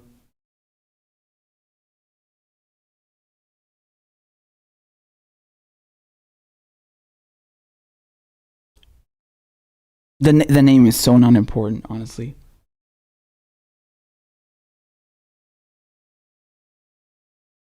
Oh, there we go. RAF Croughton, whatever. Also, they'll start with the name RAF. So there's one near my.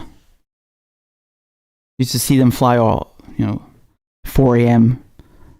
with the Harrier going up. Okay, I'm gonna focus.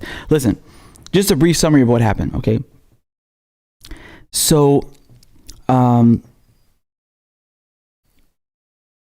at this U.S. military base in the United Kingdom, one of the people who works there, this woman, she leaves the base in her car and she drives on the wrong side of the fucking road, right? Because in the UK, they drive on the left side, right?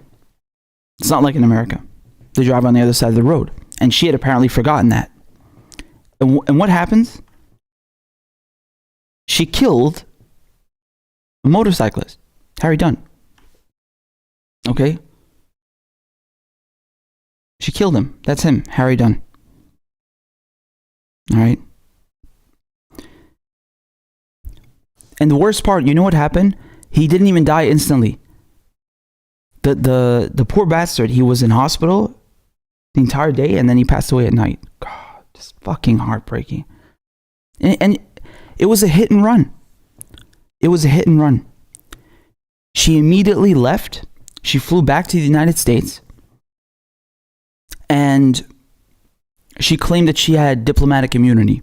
Okay? So just briefly, for those of you who don't know what diplomatic immunity is, this is something that they started in the Cold War so that the Russians, the Soviets couldn't just randomly arrest diplomats and accuse them of being spies and vice versa, right? So if you have diplomatic immunity, they can't search your car. You have special plates. They can't stop you. They can't arrest you. I think only under very extreme circumstances can they actually arrest you. What they do is that if you commit a crime, they'll just send a formal letter, a complaint to the embassy. So it's not like you can just do whatever you like. You'll most likely get fired if you fool around. But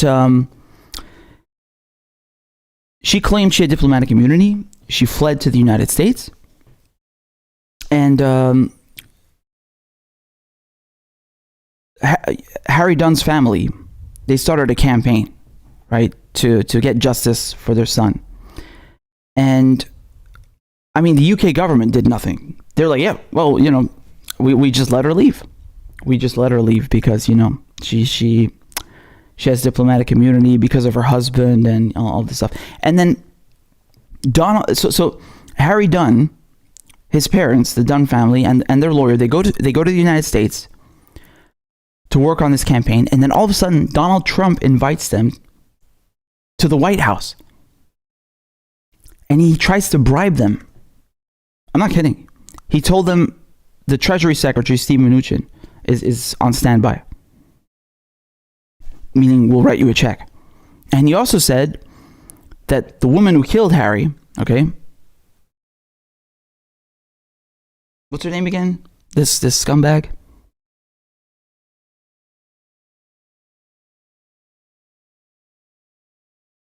Sakalous fled the UK on a US military plane in September. But recently, a new twist emerged. Sakalous was not the wife of a diplomat. as the US claimed, but in fact a CIA operative. These motherfuckers. So the UK government and the US government both lied to Harry Dunn's family. They let her get away with murder, and now they won't extradite her. But they want to extradite Julian Assange. I mean, this is absolutely ridiculous. This is absolutely ridiculous. The fucking lies, not to mention the heartbreak. I mean, they lost their son. And just, it's unbelievable. It really is. I don't even know what to say. I really don't even know what to say. I'm so disgusted. I really am. Like, you have evidence, a confession that she killed someone because she's a moron. She admits to doing it. We all know she did it. And the United States won't extradite her. Yet the United States wants the UK to extradite Julian Assange, who's never even been to the United States. So they can jail him for who knows how many hundreds of years for stuff he didn't do. Just to make an example out of him because he exposed US imperialism and their war crimes. What is this nonsense, man? What is this nonsense? What is this double standard bullshit? Not to mention that, I don't know if you've heard of the Hague Act. I think I mentioned it once before. Essentially, the United States passed a law, Congress passed a law, I'm not kidding, which says that if an American is ever tried at the ICC, at the International Criminal Court, for war crimes, they will go and invade the Netherlands to rescue this person. Like, who gave you the right to do anything outside of your goddamn country? This is insane. This is absolutely insane.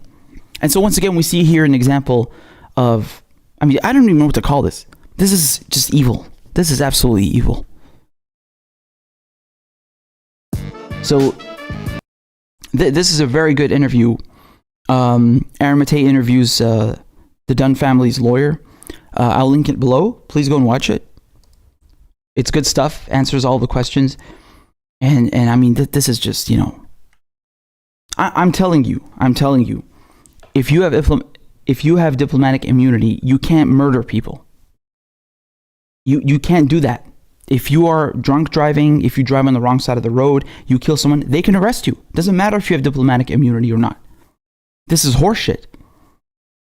And the UK government covered for that bitch. This is disgusting. What the fuck?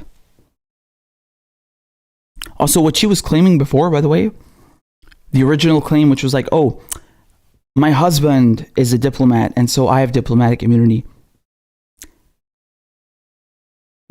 First of all, listen to me. Your kids only have diplomatic immunity until the age of 18, okay? Your husband himself cannot get away with murder, never mind you, okay? This is bullshit. This is just nuts. Also, what is she doing? Why is she driving on the wrong side of the road? Oh God, how careless. It's getting me angry. So anyway, I just wanted to cover that quickly. And it's really upsetting. I can't imagine what that family is going through, the Dunn family, you know, losing their son. Allah yarhamo.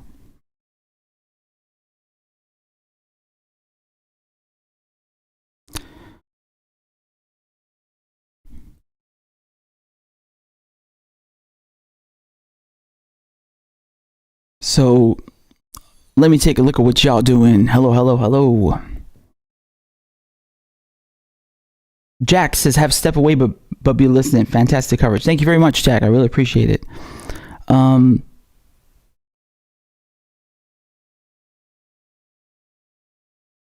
For parking tickets, what's for parking tickets? Anas Sakulas. Oh, let me just add that again, because I knew Sakulas is her last name, but Anna Sakulas. That's the name of the scumbag who killed Harry Dunn. Head-on collision because she was driving on the wrong side of the road. And he died painfully. It's really sad.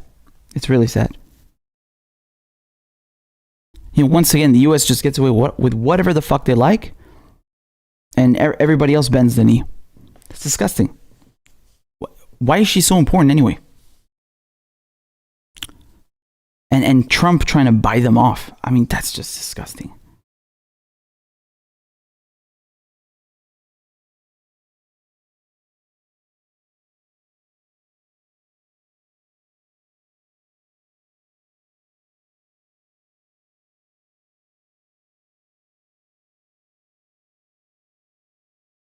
All right, guys, let me just read your comments real quick. Man, we got another big thing to cover, right? We got another big shitty story to cover right now.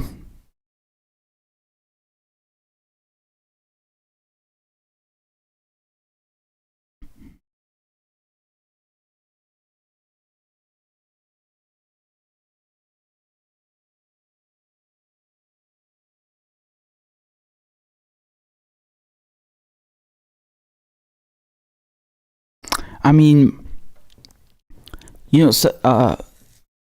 when back in the old days, no, but seriously, like some of my friends when I was growing up, they had diplomatic immunity because they were under 18 at the time we were kids.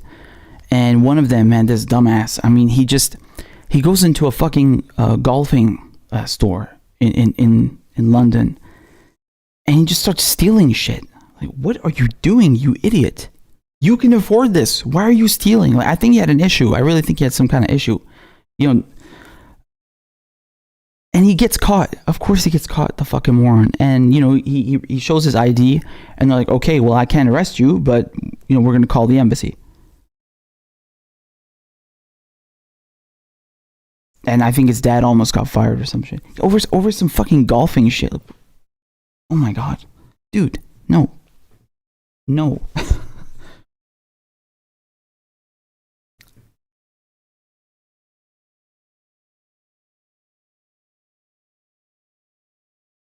Yes, somebody correct me if I'm wrong. What I learned is that this was something from the Cold War. I'm pretty sure. Yeah, it definitely started during the Cold War. And the reason they did it was, as I said, because, you'd have these scandals where you have a diplomat from a Western country in the Eastern Bloc, and then all of a sudden they're arrested and they're being accused of being a spy. I mean, let's not sugarcoat it. Every single embassy is a spying station. Make no mistake. Right? And of course you have others too. But yeah, every single embassy from every single country is full of spies. That's what it's for. But, to avoid these kinds of scandals, they made this accord. And you just got to leave diplomats alone. That's it. But you can't. I'm pretty sure you can't do it in the case of murder. No, because that's this has become something else. You can't just go around with a fucking gun or recklessly drive and just be left alone. No, of course not. So there you go.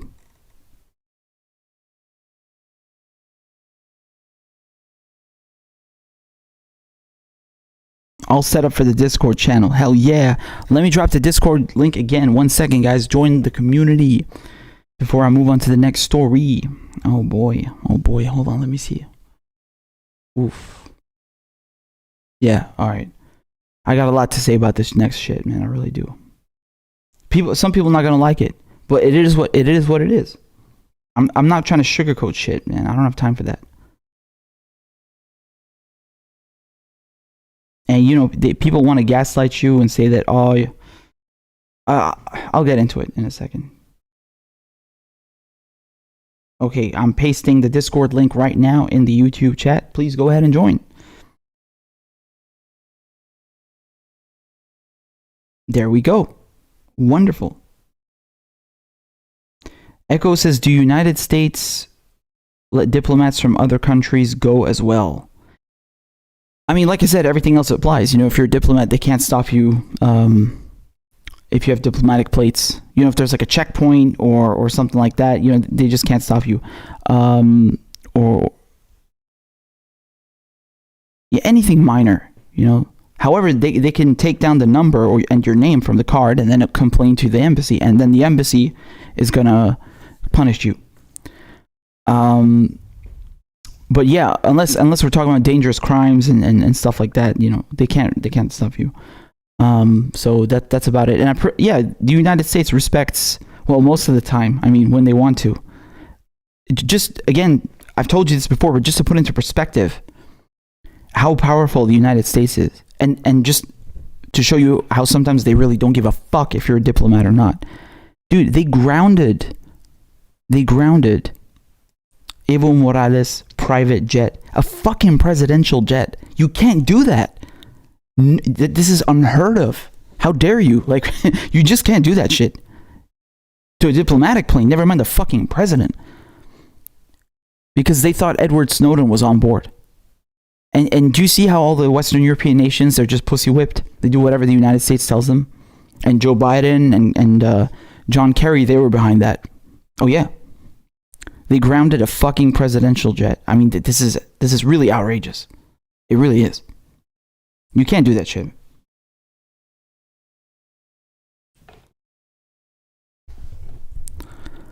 Really disrespectful. And, I mean, not to mention, it's just illegal. You can't do it. But they did it anyway. And, you know, when you see a car with the flags at the front of the car, that's usually the ambassador's vehicle. And that car can park anywhere. They're legally allowed to park anywhere, wherever the fuck they like. But only the one with the flags. If you have diplomatic plates, but you're not the ambassador, you can't park wherever you like. So yeah, I'm just giving you little fun facts and stuff. This stuff might have changed. I might be wrong, but as far as I do, that's it. What's up, Staz? Good to see you. Man, it's so good to see all you guys. Seriously. Okay, guys.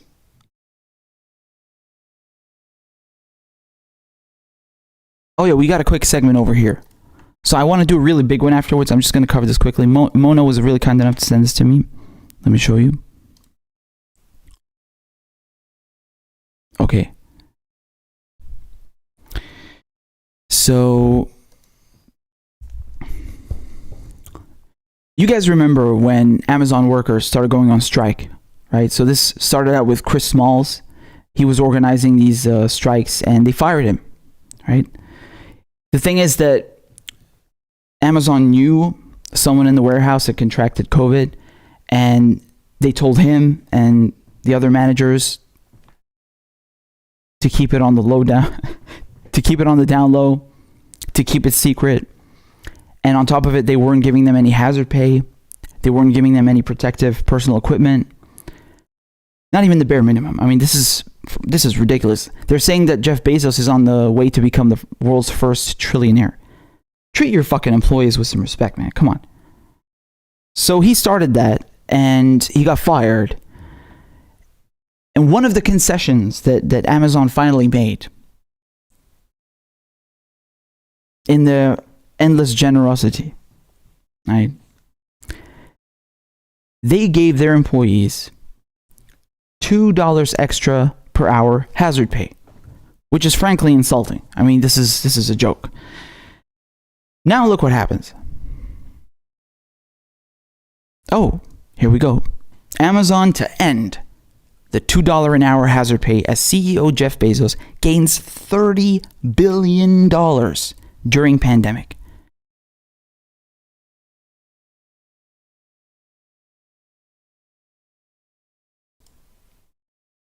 Wow. Amazon says it will end the $2 per hour hazard pay for workers at the end of May. The rollback comes after an Amazon employee recently told CBS more than 600 Amazon workers have tested positive for COVID-19, with 6 dying of the disease. An analysis by the Institute for Policy Studies released Thursday estimated Amazon CEO Jeff Bezos, the richest person on earth, has seen his wealth increase by $30 billion since mid-March. I mean, what am I supposed to say, man? That's it. It's one paragraph.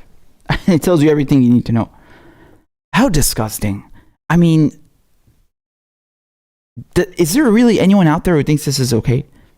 This grotesque disparity in wealth, right? How much money do you need? Again, we come to this impasse. We come to this conclusion where it's not like, oh, okay, he's an entrepreneur. Jeff Bezos is a mastermind, you know? He's 100% a capitalist and he's a businessman. He deserves to be rich. And he even protects his employees. No, it's not that. It's not like, oh, meet us halfway. Or meet your workers halfway. No. It's Jeff Bezos is going to take everything and fuck you. What is that?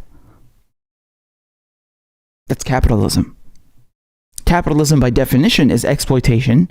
And this is just ridiculous. This is frankly illegal. This is absolutely illegal. When you have a restaurant and, you know, a hygiene inspector comes and he finds mold or he finds rats or he finds whatever kind of growth, he shuts your restaurant down. He takes away the license because it's not safe. Neither for the customers, neither for the workers. But Jeff Bezos, 6 of his employees died. Motherfucker, 6 of your fucking employees died. 600 of them got the fucking disease. What about the rest of the public? What about other corporations? What about other people in the public? You think they don't come into contact with other people in society when they're buying a sandwich, when they're seeing their family, when they're on the subway? It's not about you only. It's not just about you. You don't have your fucking factories and your goddamn warehouses on another planet, isolated away from everybody else. And even then it would still be wrong. This is ridiculous. This is a public safety issue. And once again, the billionaires get away with everything. Listen, man, Amazon is not an essential business. It really isn't. Okay? Yes, sometimes you need some stuff, whatever it is, and you can only find it there. But it's not an essential business. You don't have to do this. Send your employees home, wait this thing out, pay them with your fucking trillions of dollars, which they created for you since they're doing the fucking work. No, of course not. So he wants to keep his warehouses open, and if you strike, if you go for direct action, fired. And same for Elon Musk. You know, he goes and defies the law with impunity, reopens his Tesla factory in Alameda County. And now Alameda County, they've backed away from their stance. They're letting him go ahead. This motherfucker is telling the county what to do. And they just get away with it because they're billionaires. Dude, once again, this is not just, these are self-made men and they're really rich, but at the same time, they're really fair to their employees. They care about them. No, it's not even that. It's not even meeting halfway. It's, I'm going to take everything. I'm going to exploit you. I'm going to shit on the government and on public safety and fuck you. That is not fair. That is not okay. You talk about a democracy? That's not a democracy. That's bullshit. Okay, this is exploitation on steroids. Okay, this is evil. It doesn't have to be this way. Really doesn't. You really don't need trillions. I can assure you. If you did, you wouldn't have them because they would have been spent. Clearly, you don't need them, right? You could take away, 99% of this motherfucker's wealth and he'd still be rich. And it's not even about that. It's not even about that. We're talking about basic fucking necessities. I can't believe that I even have to explain this and break it down. Is this not obvious? Jesus Christ. What the fuck, man? And, these poor fuckers, the people working at Amazon or wherever else that's open, these are working class people, man. They're busting their fucking ass. They're trying to make a living.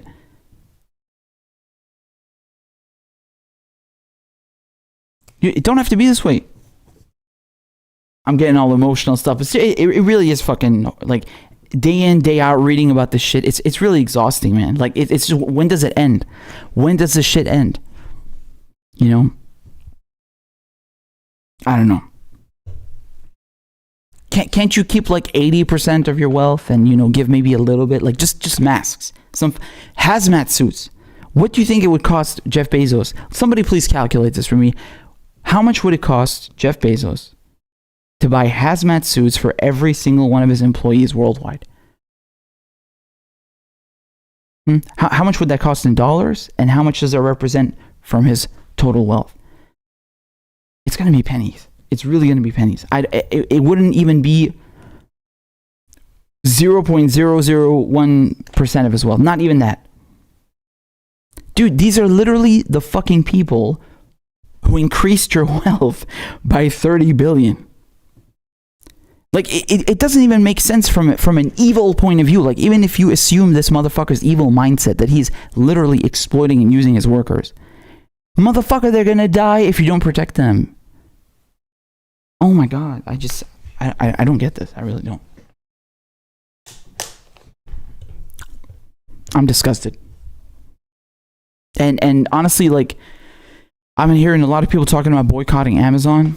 And I mean, I haven't ordered anything from them in a while. Okay, I ain't got no use. But the thing is, sometimes, you know, you need a specific part or whatever. Like, where do you go? What's the alternative? Basically, what I'm trying to say is, if there's an alternative, a good one, that isn't like this bullshit, y'all need to tell me and tell each other. Okay?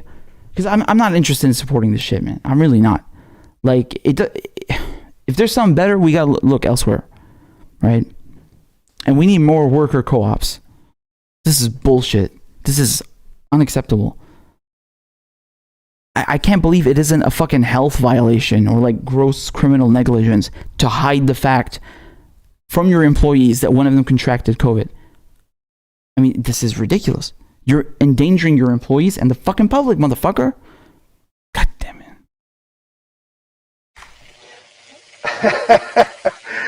والله انتوا كلاب بصراحة يعني. ماشي نشتغل عادي. There you go. So, I mean, are we being unreasonable here? I don't think we're being unreasonable. Come on.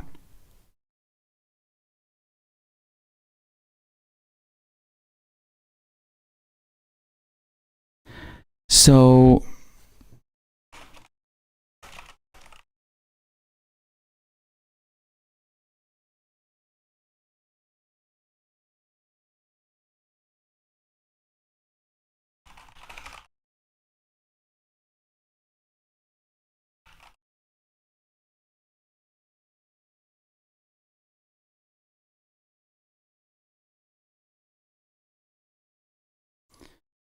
okay. Let me just check out your comments, y'all. Here we go. Oh, we got 96, you beautiful people, beautiful souls. Thank you so much for being here. This is great. By the way, if you haven't smashed the like button yet, make sure you do. Helps with the algorithm. People can see it. So there you go. Oh, we got a lot of comments over here. Mona's back. Thank you. Thank you so much, Mona, for being real. She says, I canceled my membership. Fuck Bezos. I'm boycotting Amazon. Listen, man. I mean, I don't know. I read about this stuff and I just can't, like, not to mention, by the way, I'm sure we've all heard the stories before the global pandemic about how the workers are being mistreated. They were being overworked. They can't even go to the toilet. Why? Seriously, why? God, you're already stinking rich. Why are you like this?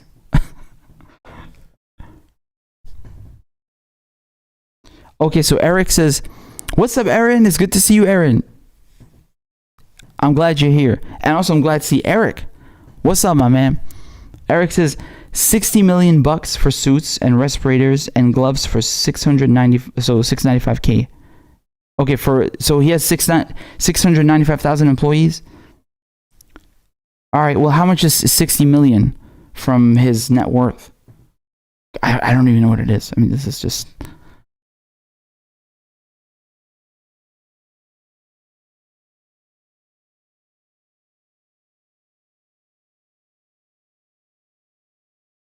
Stas says, Привет from Siberia. Hello. Как дела? That's awesome. Glad to see you here. Hold on. Stanislav?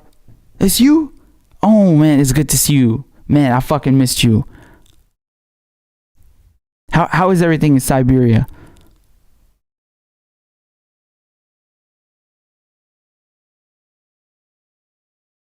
Oh, so Jean Doe says it's 0.1%.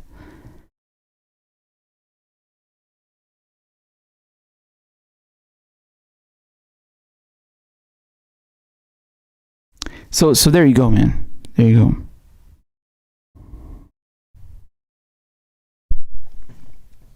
Hold on, I'll make sure I miss nothing because my phone be lagging. So I got one big story to do with you guys. Again, some people might get upset.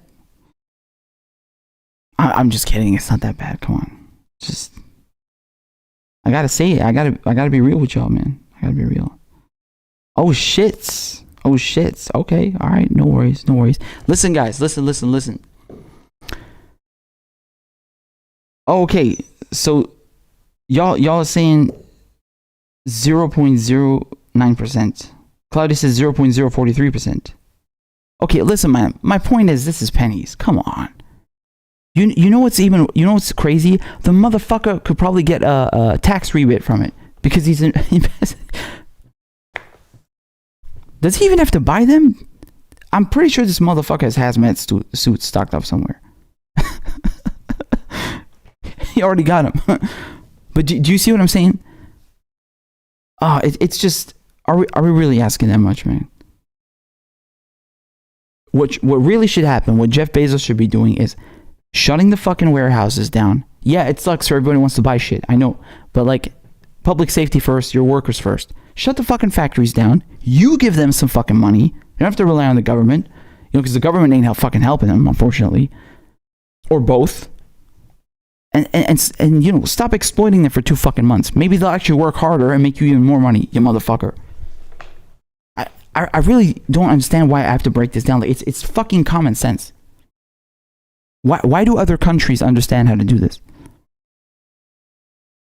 I mean, not every country, but you know, some are good. in Western Europe, some are good, and not just Western Europe. You know, Claudia also been telling me about Poland.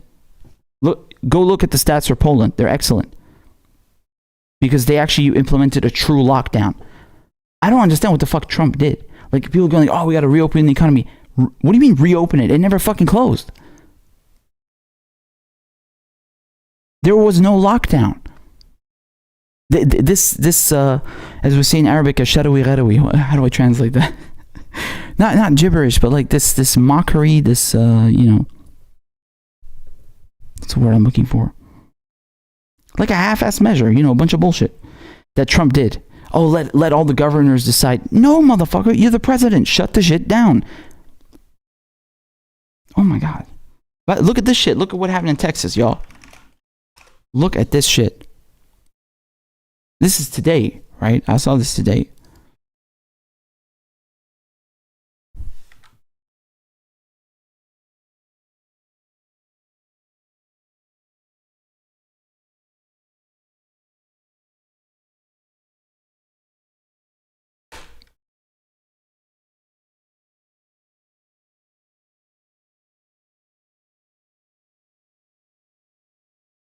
Oh, look at oh my God. What the fuck? Look at that. No, what are you doing? Astaghfirullah al-azim. What are you doing? Okay, these blue dragon sea slugs. Wow. Fancy. But come on, what is going on here? Are you guys serious? Oh my God. What are you playing? Fucking where's Waldo? We'll change it to where's Mike Pompeo? Where's Mike Pompeo? So tell me, guys, like what states do you live in, and how's the lockdown been? Like, have they actually done anything serious? Has it been a half-assed thing? Like, what's going on? And if they did do a lockdown, was it everything? Restaurants, cafes, movies, schools, government buildings? Like, what's it been like? You know, over here, around my ends, everything's been closed down. It's only reopening now, but everything has been closed. Like, you could only go to the supermarket, to the grocery store, or a pharmacy. That's it. Nothing else. That's how it should be. That's how you do a fucking lockdown.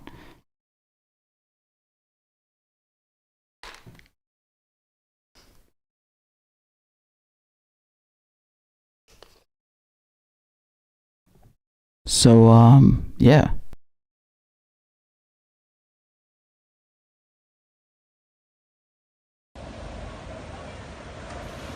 Okay, that's pretty beautiful. I know we're not here to watch videos of the ocean, but it's pretty cool. It's pretty cool, but still, I mean, it's not worth risking your life. Once again, you know, people think that, oh, if I go out, you know, I'm not gonna get infected or something. Yeah, it's not about you. It's not about you. You come into contact with other people, and then they get infected, and you might ruin their fucking life. Like, it's not a joke, man. Oh, by the way, I saw some people tweeting that, you know, Bill Gates might have something to do with the vaccine. Is that true? Because I have no clue. Like, this is one thing that I did not have time to read about. So maybe y'all can fill me in.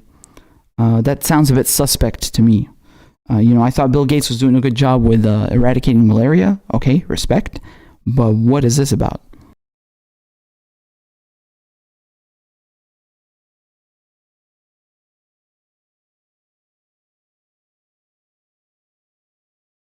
I need to hydrate my ass. Hello, hello, hello. Here we go, guys. Takeout and delivery. Wow.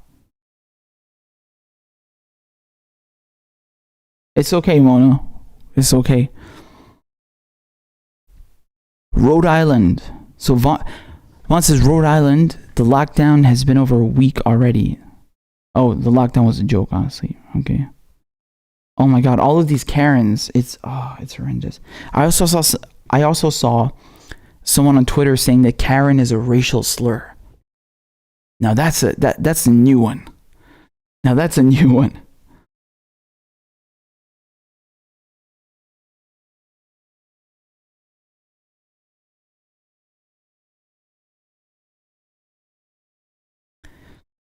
Thank you, Aaron. Thank you for looking out for me.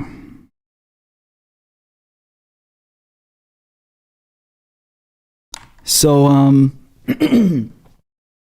okay, guys, before I'm going to get into the big story now. I'm going to get into the big story. To do the big story, to support independent media, I need your help. I really do. I'm dependent on you. I truly. So listen, this is where we at. Check this out. We're at 226 beautiful Poppy's Pals. Remember, if you sign up, you'll get a notification every time we go live. Since YouTube is a bit dodgy. YouTube is a bit dodgy, mate, innit? You get to support these lovely, wonderful accents. You get to support independent media. And y'all already know, like, yes, we're a small channel, but alhamdulillah, we're growing, you know, thank God. I'm really appreciative. I'm really grateful. But to keep growing, to maintain this, I really need your help, guys. I really need your help. We gotta lock this bitch down, okay? So I'm gonna paste the links. Drop whatever you like. You don't have to contribute much. I know times is hard. That's fine. That's fine. But as a small channel, I'm really dependent on you guys. So patreon.com/papichuraman. And there's also a PayPal link, okay? So if you want to donate on PayPal, you can do that too. Whatever you like. And yeah, you can do your super chats there. I'll read them out. I'll read them out loud over here. It's no problem, man. It's no problem. And of course, we'll figure out a way to get them on the screen, showing up on the screen. All right, guys, do your part. Do your part. And yo, I wanted to ask you a question. What's the question that I wanted to ask you? Something. Yes, let's get another crab dance in. Oof. This next segment is really painful. It's just, I feel like I've done this a million times and people just don't want to fucking listen. Why won't people listen? I don't mean y'all. I just mean there's like a tiny minority of people that don't want to listen on the left, if you can call it the left. What do you feel about the term progressive? There's people saying that it doesn't mean anything anymore. I think I said that. and you got other people saying that, no, we got to hold on to it because they're trying to co-opt it, like the establishment, they're trying to steal it from us. Well, I mean, they've been doing that for a while. You remember when Nancy Pelosi is saying, like, oh, I'm a progressive. What? No, you're not. I don't know. What do you guys think?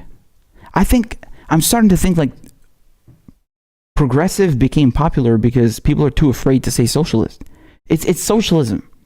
I mean, once again, we have different kinds of socialism, right? Worker co-ops are one kind, and then you have, as you see with Bernie Sanders, social democracy. Not democratic socialism, even though he says that. Democratic socialism is the one where you have public ownership of, utilities and businesses, etc. And I feel like progressive is just it's a label that they use to hide the fact that they're socialists, which I understand because the McCarthyism, the Cold War, they've stigmatized those terms so much. But at the same time, man, fuck it, fuck them, man. Be proud, wear it on your shoulder. Decide what you want to be, and then be that. That's it. But believe in it. Believe in it. Don't let them scare you because then they've already won. Fuck them, man. Fuck them. Listen to me, man.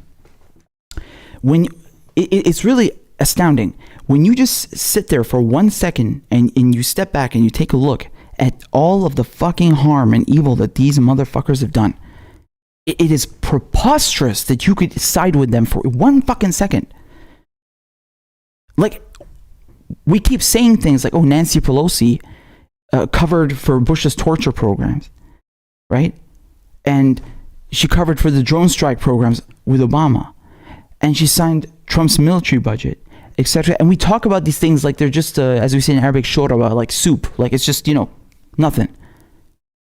Whoa. Back the fuck up. Did you hear what I said? This motherfucker, Pelosi, was covering up a fucking torture program. Do I need to show you the fucking pictures at Abu Ghraib to remind you what happened there? One of those guys at Abu Ghraib was waterboarded so much he is afraid to take a shower to this day. I mean, what kind of inhumane fucking behavior is that to torture someone to that point? To give them PTSD that they can't even take a shower.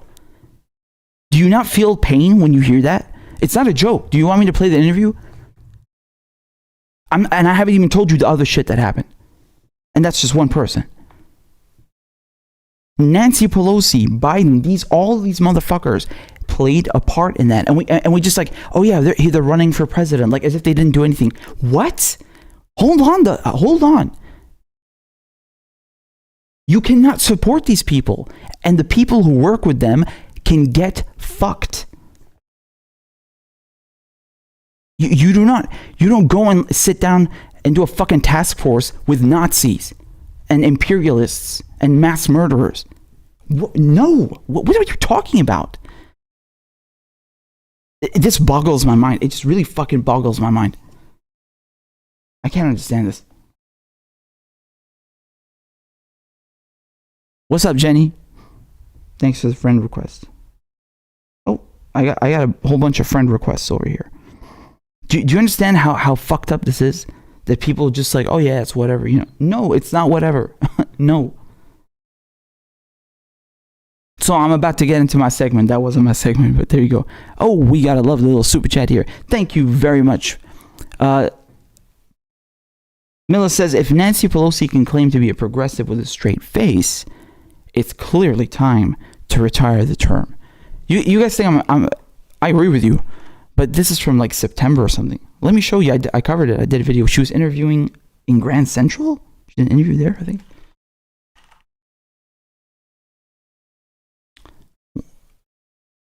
But like, I think people should just take back the term socialist. They're not going to co-opt that.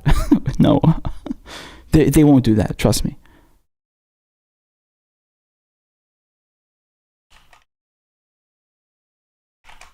And this whole idea that, oh, if we replace Nancy Pelosi, everything's going to be fine. No, it's not.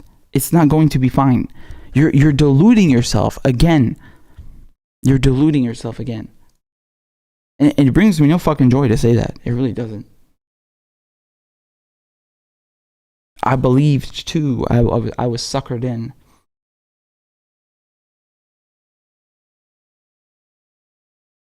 Oh yeah, here we go. You remember when she was insulting the progressive caucus, and then she said, "I'm a progressive." Come on, man. Like 5 people. distinction the Pelosi's made. No, it's Nancy Pelosi addressing what has been the excitement and power of AOC's new progressive wing in the party. Here's what she said on 60 Minutes. you have these wings, AOC and her group on one side. It's like 5 people. No, it's the progressive group. It's more than 5. Progressive. I'm a progressive, yeah. Like 5. What?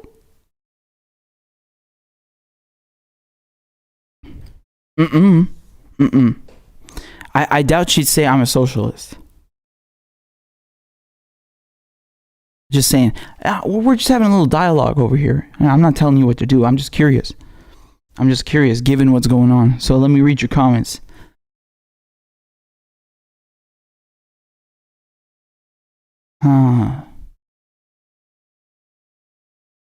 But listen, Tisha says progressive is Orwellian bullshit. Yeah.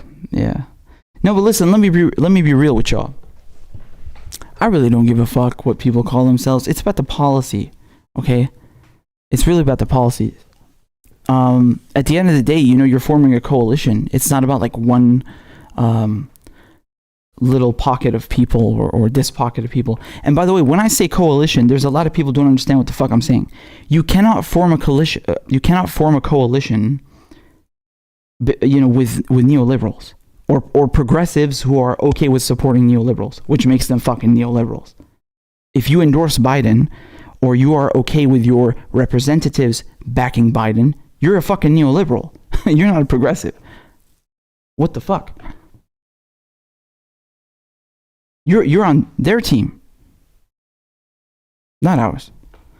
So having a coalition with those kinds of people, the progressives who are okay with this whole rolling over and doing whatever the establishment wants. No, thank you. There needs to be a clear set of fucking goals, okay?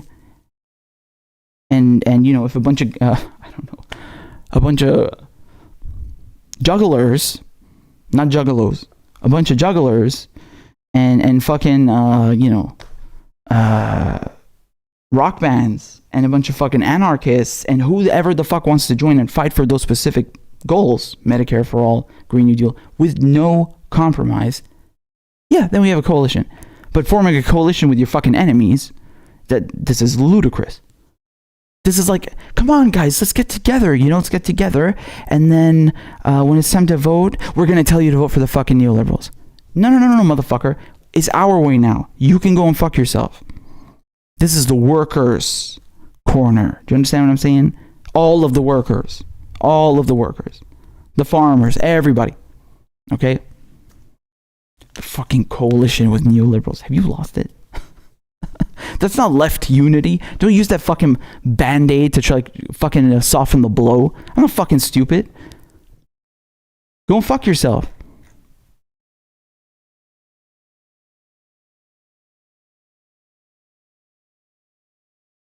So, okay.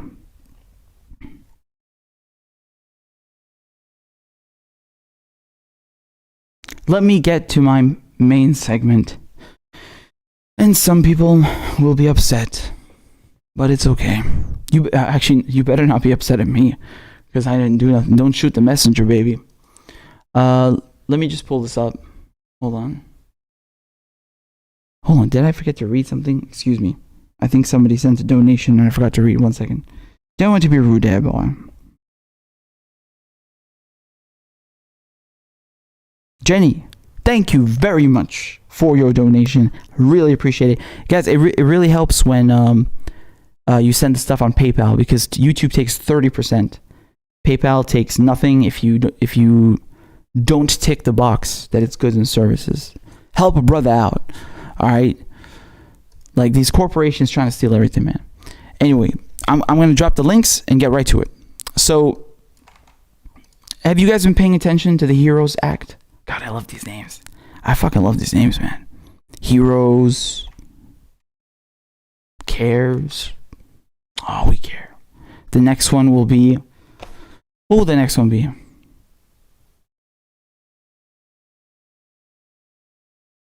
I don't know.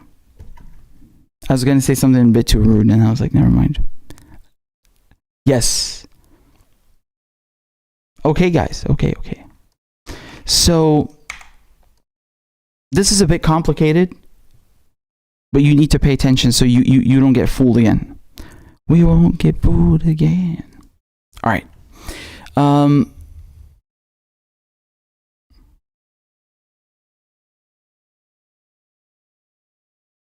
Voila. Y'all see me? All right. So the House just passed the fifth coronavirus relief package. They called it the HEROES Act, right? So I told you a bit about this bill beforehand, that it included lovely little subsidies for lobbyists. Yes, the people who come and corrupt Washington. Excuse me. Oh boy. I beg your pardon.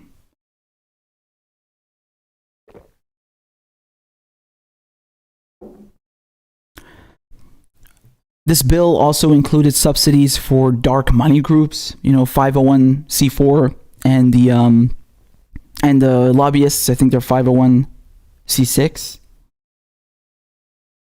So, wow, great. Oh, and it also subsidizes Cobra, right?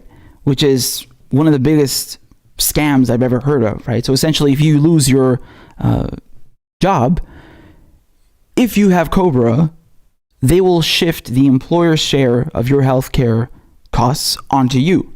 How generous. And so you get lumped with something around $20,000 to $30,000 per year. I don't know who has that kind of money, especially after getting laid off, but oh wow, how nice. Oh, and by the way, the premiums and the deductibles are still there. So, it's a double fucking. Wow. So yeah, they left all that stuff in there. Now, when it comes to the good stuff, meaning the little crumbs, yes, that we give to the peasants at bar. I must give them something, yes. Keep them quiet. There's a good poodle. The crumbs, right? Pramila Jayapal, she wanted to include something called the Paycheck Guarantee Program, meaning that everybody's salaries would be covered 100% if they make under $100,000 a year. Okay. Now they had a call, all of them, Jayapal was there, and Pelosi, and in the end, Nancy Pelosi told Pramila Jayapal to go fuck herself. She said, no, we're not including this paycheck guarantee program. It's not going to be recurring. We're only going to give another one-time check of $1,200. Why? Because fuck working class people. That's what Democrats do. Along with the Republicans, of course. So that's what happened, right? And of course, there's no health care except that Cobra nonsense, which, doesn't even help a lot of people. Most Americans do not benefit from this dual fucking. And besides that, the Congressional Progressive Caucus is a fucking disaster. Okay, it's really a disaster. Pramila Jayapal, she's one of the co-chairs. Okay, so she's sitting at the top. And what she does after, Pelosi fucked her, she says, listen, I'm not voting for this HEROES Act, right? However, I'm not going to whip the rest of the caucus. Meaning that Pramila Jayapal said, okay, I'm not voting for it, but I'm going to let the others vote however they like. What? Why would you do that? Why would you do that? Where the fuck is your leverage? Hello? This is unbelievable. So,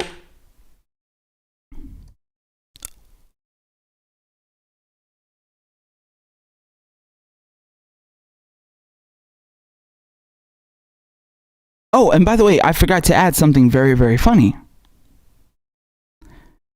So, that, the Paycheck Guarantee Program that I just told you about, did not make it into the legislation. Her paycheck guarantee proposal will cover 100% of wages for workers earning salaries up to $100,000 a year to ensure that employers keep workers paid and out of the unemployment line. So I told you all that, right?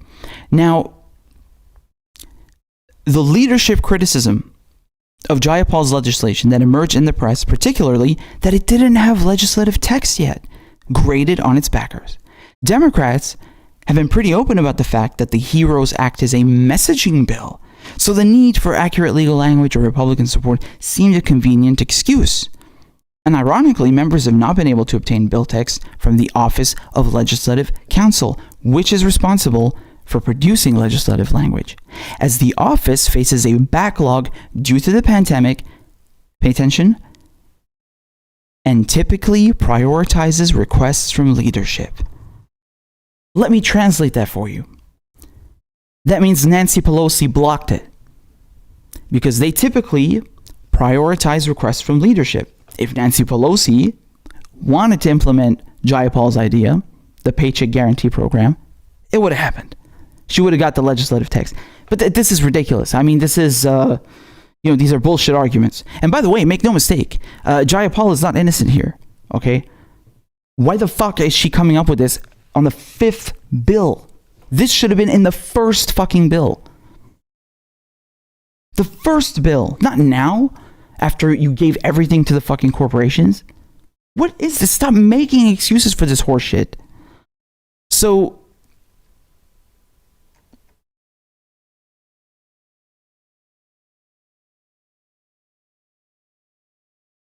here you go.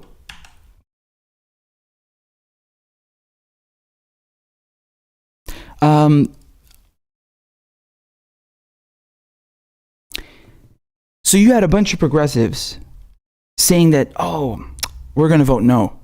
All right, we're putting our foot down and, we're standing up for the people and that's it, buddy. We're voting no. Oh, we're voting no, we can't do it. Ro Khanna said, I am voting no on the rule. We have a healthcare crisis, yet no expansion of Medicaid or Medicare. FDR didn't talk about employer retirement accounts. LBJ didn't talk about voting rights in some precincts. They would have scoffed at COBRA to private companies. Need bold leadership. Now, Ilhan also said she's voting no. She said, I'm a no on today's rule vote. In the biggest crisis since the Great Depression, we should be leading with bold ideas that meet the scale of the crisis. We have proposed holistic solutions that would help. Man, she sounds like fucking Pete Buttigieg. Okay, just stop. Just stop. So, do you see what they're saying? Ro Khanna, AOC, Ilhan Omar, they said, oh, we're voting no.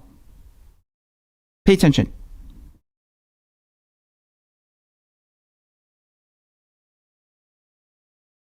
On Friday, Jayapal came out against the HEROES Act, but apparently lacked the votes to make that an official Congressional Progressive Caucus position, and noted she had not been whipping Democrats against it. Well done. In the end, 14 Democrats voted against the rule to consider the HEROES Act, including a handful of moderates in swing districts. The CPC co-chairs and vice chair and all members of the squad and Representatives Chuy Garcia and Katie Porter. Okay? So they voted no. They voted against the rule to consider the HEROES Act. Independent Representative Justin Amash also voted no. With just 4 flipped no votes, the HEROES Act would have been blocked from coming to the floor, sending a strong message to the Democratic leadership. Exactly. So even though most of them voted no to debate the bill, right? You have a first vote in Congress. This is where the trickery is. A lot of Americans don't understand how this works. Even some of the progressives and people who follow politics. You have a first vote. Are we going to debate this bill? That's how it works. Here, the squad, the progressives, voted no. Right? Now, they only needed 4 more votes to stop the bill from even coming to the floor. Where were those 4 votes? Why did Jayapal not whip the Progressive Caucus? That's her fucking job. She's saying, oh, I'm going to vote no, but I'm not going to whip anyone. What the fuck? Where's the resistance?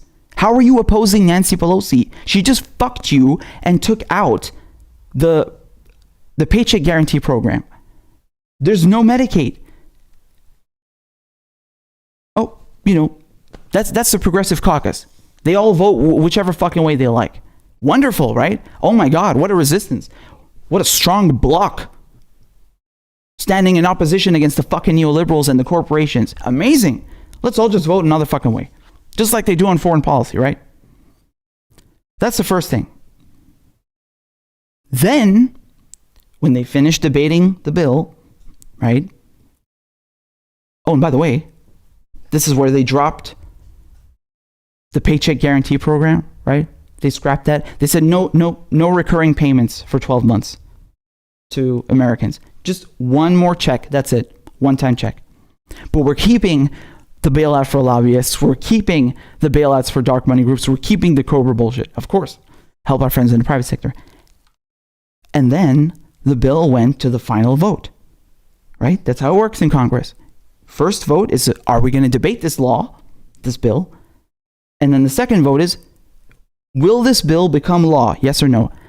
And guess how the Squad and Ro Khanna and all these progressives voted? Do you know how they voted? Oh, you guessed it. They voted fucking yes. They voted fucking yes. But they didn't tell you that on Twitter, did they, these motherfuckers? Oh, they're fucking good. Oh, they're good at playing the whole popularity contest game. They're good at it. The PR is great. Do you think half of the fucking people reading that stupid tweet, this bullshit over here, I'm a no on today's rule vote, or Ro Khanna saying, I am voting no on the rule. Do you think they even fucking understand what that means? Where is this resistance?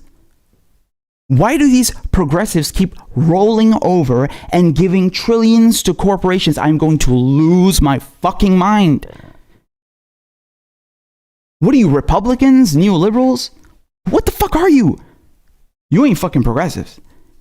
Dude, I'm gonna lose my fucking shit.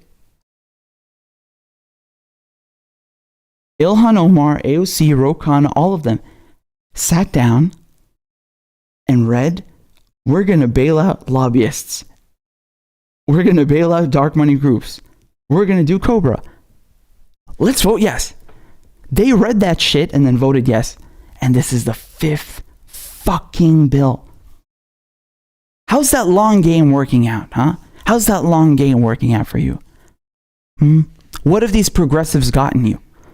Where's Medicare for all? Where's the Green New Deal? Where's the wages being raised? Universal childcare, free college, where is it? Can you show me one fucking thing that they gave you? Just one. One thing. I'm waiting. How many years they've been in office? How many fucking bills did they just pass?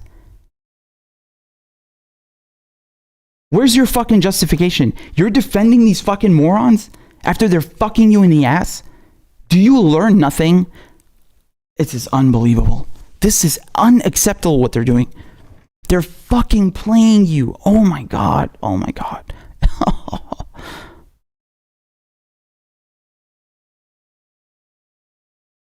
The bill came to the floor later Friday evening, but this time, Jayapal was the only progressive vote against.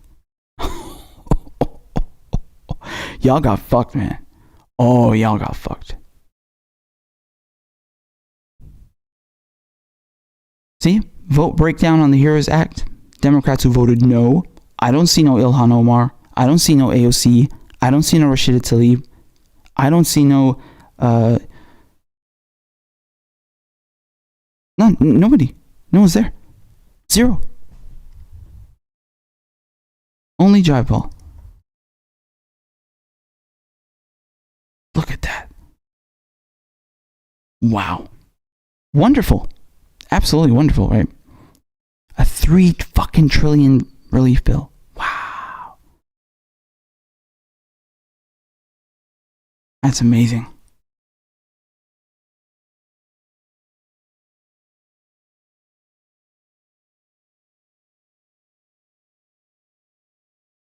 A single payment. A single fucking payment. That's how much they respect you. You know, there's people who still haven't gotten the first fucking payment. Where is it? And you know what the worst part is? This fucking bill is DOA. Donald Trump said himself it's dead on arrival. He's not signing it. This bill isn't going anywhere because the Democrats included $25 billion for the Postal Service, which it needs. But the reason, as Pelosi said, is so that you can implement voting by ballot. Okay, so mail ballots in the general election in November. And of course, the Republicans are against that. Donald Trump is against that. Even if it gets past the Senate, he's not signing the shit. So what does that mean exactly here? What does that mean? We have a big problem, okay? This bill, everybody knew, is not going anywhere. And progressives still rolled over. They couldn't even stand up to Pelosi and these corporate Democrats on a fucking dead bill. What does that tell you? Does that not scare you? How they're moving the goalposts even more and more? Fucking lobbyists getting money. What the fuck? What the fuck? What about the workers? What about the population? Where's Medicare for all? I'm going to lose my mind. Lose my mind.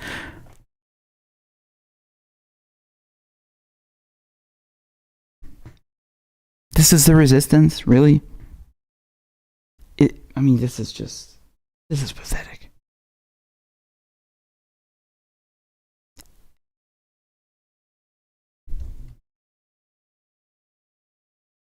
You know, if neoliberals are working in tandem with Republicans to deny you health care, they are your fucking enemy. They don't care if you die. They don't care if you sustain an injury and you can't get surgery. They don't care if you have depression and you can't see a therapist or a doc. They don't care if your family doesn't have insurance. These are the neoliberals and the Republicans. Anyone who works with them becomes part of them, okay? If progressives like Ro Khanna and AOC and Ilhan on all of them roll over at crucial moments like this and vote like neoliberals, then they are part of the fucking neoliberal crowd and they are the fucking enemy. Do you understand this concept? They're not your fucking friends. If they were your friends, they would have blocked this fucking bill from even coming to the goddamn floor. 5 bills ago. 5 bills ago. How many bills do they need to pass before you realize that they're not fucking helping you? They're helping corporations run away with trillions. How many bills? 15? They've already passed 5, you fucking numbskull. Is there anything in here? Are you awake? What is wrong? Is there an issue with your fucking cognitive senses? This is not normal. These are not progressives. They're neoliberals. They do what Nancy Pelosi tells them to do. They offer no resistance whatsoever. They always play ball. And they're fucking lying to you. They come on Twitter to tell you, oh, I'm a no vote. But then they don't tell you that on the final vote to make it law, they fucking voted yes, you dumb motherfuckers. Don't you know how your own fucking Congress works? Are you that fucking dumb and you follow politics? Oh, and then they tell you, oh, you're being too mean. The left is eating the left. Motherfucker, what left? Where is this left? The Democrats are a fucking right-wing party. You're a right-wing party. You're not the fucking left. The left is gone. They made sure it's gone.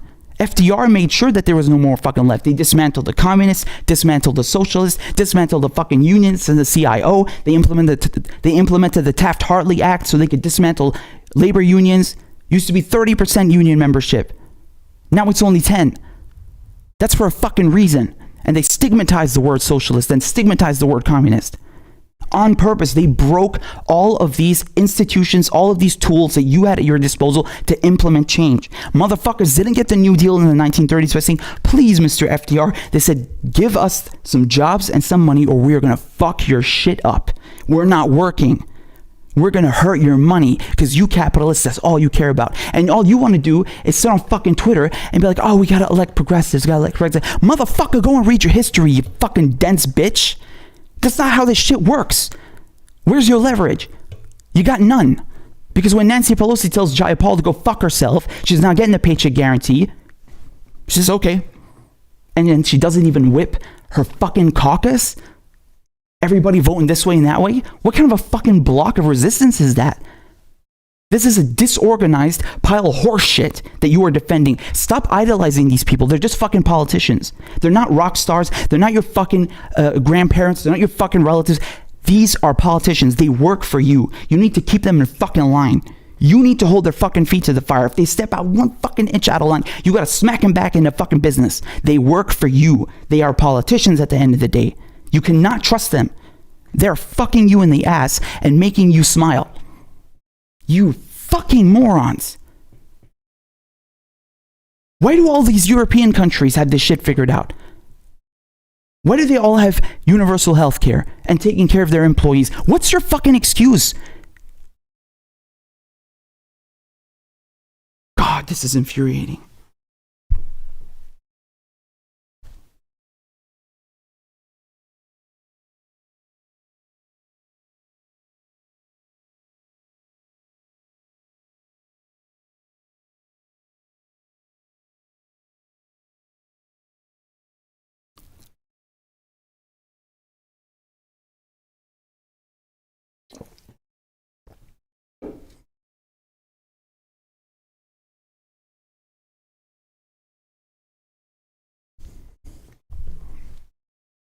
Listen to me, man. Nothing is going to come from this pipe dream of, oh, we got to elect down ballot progressives in November. Motherfucker, they will rig it. And even if you did manage to get 3 or 4 progressives in the government, you still got no leverage. You're not listening to me. You're just not fucking listening. And then what's going to happen? We're going to come to crucial votes, and once again, they're going to fucking roll over and do what Nancy Pelosi or the other corporate Dems in their caucus pressure them to do. Not taking corporate money is not enough. You're not listening. They fucking played you. They fucking played you, man. You just don't get it. And then another 3 years will go on by, and you still got no Medicare. You still got no green notes. You still no free college, and the same fucking bullshit. Oh, we'll vote for progressive down the fucking ballot. You fucking idiot.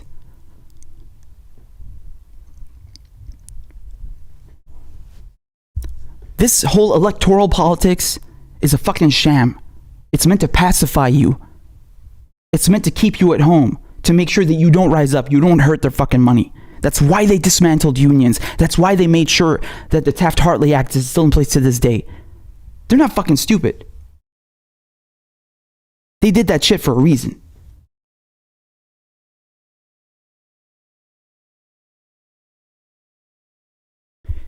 You lay the foundation, you get labor movements in place, mass mobilization of workers, and then you worry about having a fucking political party and sending people off to implement your wishes in Washington, D.C. Why? Because now you got leverage.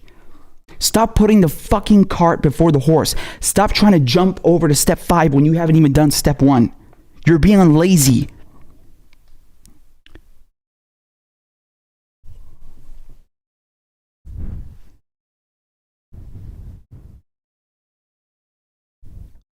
Again, it's just people in denial. They just can't understand. They just don't want to unplug from the matrix. They can't accept that the system is rigged.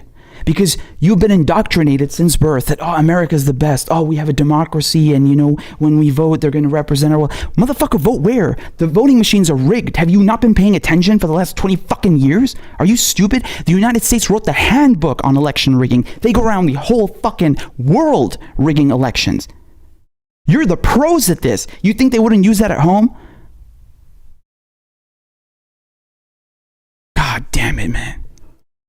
And so when I tell you you're going down the wrong avenue, that this electoral politics doesn't work, your fucking brains break.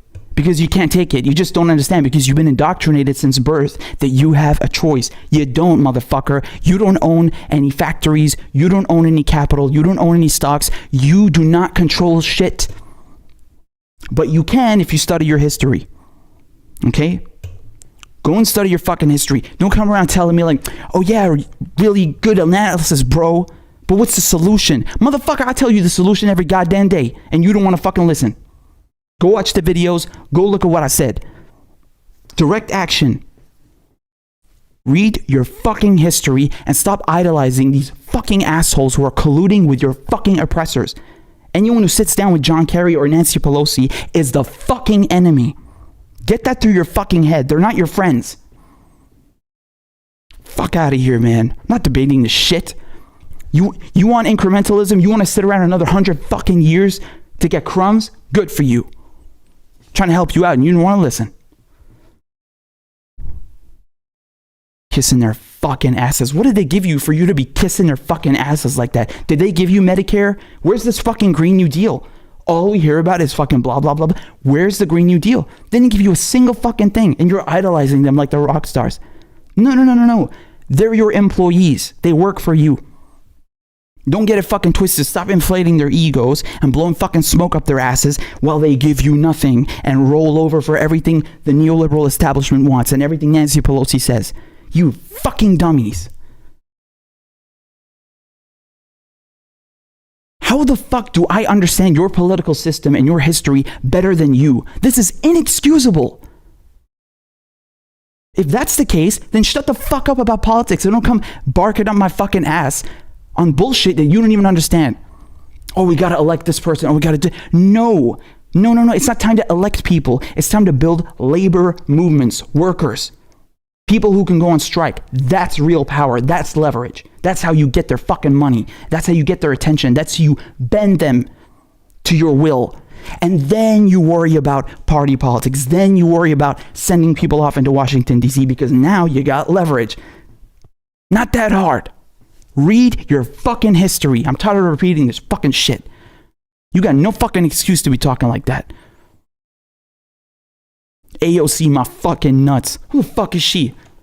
I don't respect nobody who colludes with Nancy Pelosi. Are you out of your fucking mind? You want me to respect some fucking bitch who defends the guy who bombed my country? Go fuck yourself, asshole. How dare you come here and talk to me like that? How fucking dare you? I don't give a fuck who she is. Have you lost your fucking mind? You want me to lower my fucking standards?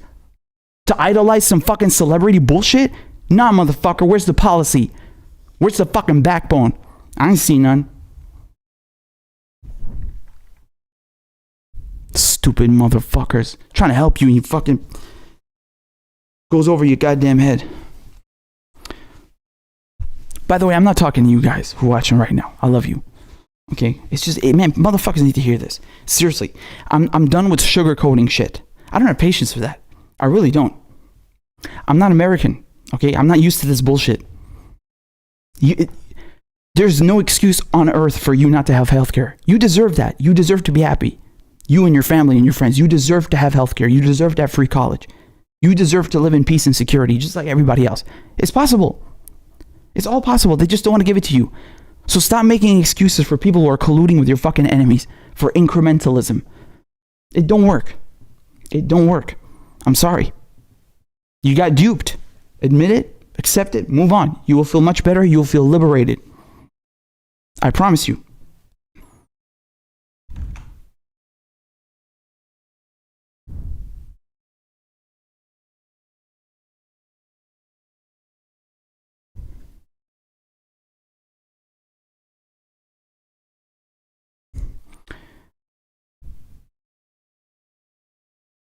Hello. I can't see nothing. Oh, here we are. Hi, guys. No, seriously, come on. You know, I spent a lot of time defending these people. Yeah, it's an emotional attachment. But fuck that, man. No. This is nonsense. This is an abusive relationship. Okay? It's really pathetic. It's honestly unbelievable. It's absolutely mind-boggling. It's staggering that you still have people defending these progressives. They don't even know what the fuck they want to do. They're running around like headless chickens. They could have blocked that Heroes Act from even being debated. But there's no cohesion. There's no organization. Everybody's voting one fucking way like a bunch of headless chickens. What the fuck is that? That's the resistance? Oh, wow. You're really scary. No wonder Nancy Pelosi doesn't fucking respect you. You morons. What the fuck is electing more progressives gonna do? Wasting more fucking time? Dude, I don't understand this. You could have Medicare for all tomorrow fucking morning. When Dick Cheney signed the order to implement mass surveillance by the NSA, that was done within 24 hours of 9/11. And that program is still going on to this day. They could do Medicare for all in 10 fucking minutes if they wanted to. But you are not applying any pressure. I'm not saying it's easy. But you keep trying to... Mate, you keep trying this fucking method. I'm telling you, it doesn't work. Step by step. You got people who dem exited right now. And they're like, oh my God, where do I go? Green Party, People's Party, this. Listen to me. That's not how it works. Workers need to fucking cooperate first. You need to pose a threat. I didn't make this up. I didn't come up with this. It's clear. Read your fucking history. When you go on strike, you bring the economy to a standstill. You hurt the profits of the people oppressing you. And now they're listening. Now they have to comply. Because you are the ones creating the wealth, not them. You deserve nice things. Make them, give them to you. They exist in other countries. I have universal health care. Why the fuck shouldn't you? I'm not superior to you. I'm not some other being. We're equal. If I got it, you should get it. There's no excuse for this. You have all the money and the resources in the world. It's really fucking heartbreaking. All right? Don't get it twisted. This ain't some kind of fucking hate or something. No, it's like, it's tough love, man. Wake the fuck up. Come on. Wake up, motherfucker. Ilhan Omar, the squad, they're not your fucking friends. I'm sorry. Yes, it's heartbreaking. You had an attachment. We all did. You got to wake up. Unplug from the fucking matrix. Okay?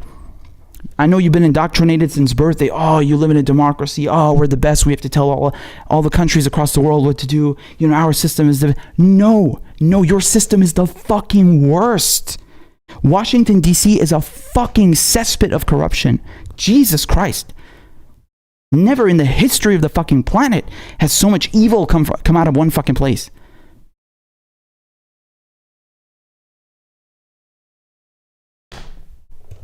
Look at people getting their fucking legs blown off by drone strikes.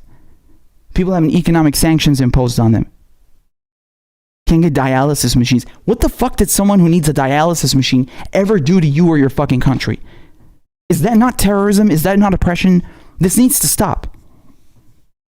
You do not live in a fucking utopia. I'm sorry, you just don't. Bernie Sanders was not going to save you. Yeah, we all thought that for a second. He's not. Capitalists only listen to one fucking thing. You know what it is. You know. Rent strike, debt strike, general strike. It's not easy, but it's the only fucking way. There it is. I don't have anything else to add, man. If you don't want to listen to me, if you want to come to me and say, oh, the left eating the left. Oh, you're attacking the only ones we have. Motherfucker, the only ones you have are working with the fucking enemy. You do not have them anymore. They've been absorbed. They've been co-opted by the establishment. I don't know why. I never said AOC is a sellout. I never said that Ilhan Omar is evil. You said that. I'm saying that no matter what, whether they got blackmailed, they got pressured, who knows? Maybe something really bad happened to them and they can't even talk about it. And that's awful. But at the end of the day, the result is the same. You can't depend on these people. You just can't. I'm sorry. This is a losing strategy and you just don't want to listen. Please, I'm trying to help you. Read your fucking history. Please. I'm not telling you to go too far back. Just 100 years will do it. All right? Read about the movements for black rights, for the feminist movements, Marxist movements during the Cold War. Read about the Taft-Hartley Act. Read about that shit. There's a reason why they chipped away at unions and broke them. It's not for no reason. It's not for nothing. They're very fucking smart. I was reading, I'm not kidding. With everything that I already know about politics, I'm not saying I'm some fucking genius, but I mean, I love this stuff.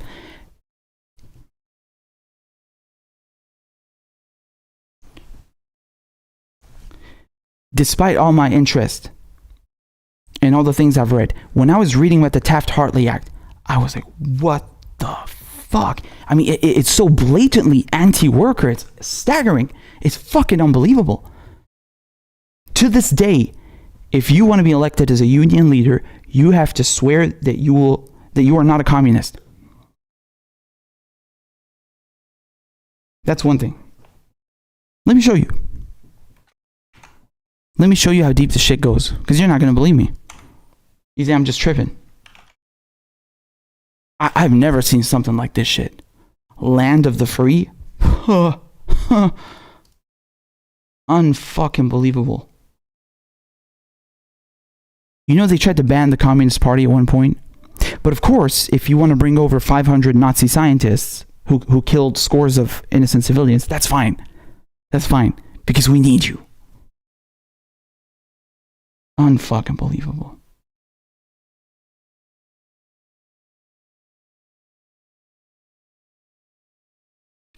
You know, another one that I really like about the Taft-Hartley Act is, I forgot the name, they have a term for it, free ride or something like that, free. Basically what it means is that if you work at an office or a factory, whatever, and you want to go on strike, all right? Let's say you're 50 people. The day of the strike, only 40 of you go on strike. What do you think happens to the 10 other people? The ones that didn't go on strike? Because, you know, understandably, maybe they were afraid to lose their job or to be retaliated against by their employer. What do you think happens to them? Let's say that...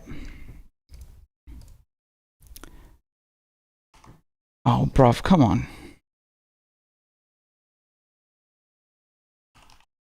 Fucking CAPTCHA, man. Give me a second, guys. I just want to explain something to you that is so vital. It's going to blow your fucking mind.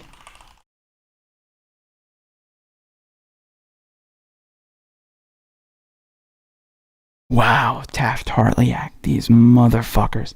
I read about this a few weeks ago. It blew my fucking mind. I was like, I couldn't believe this is law.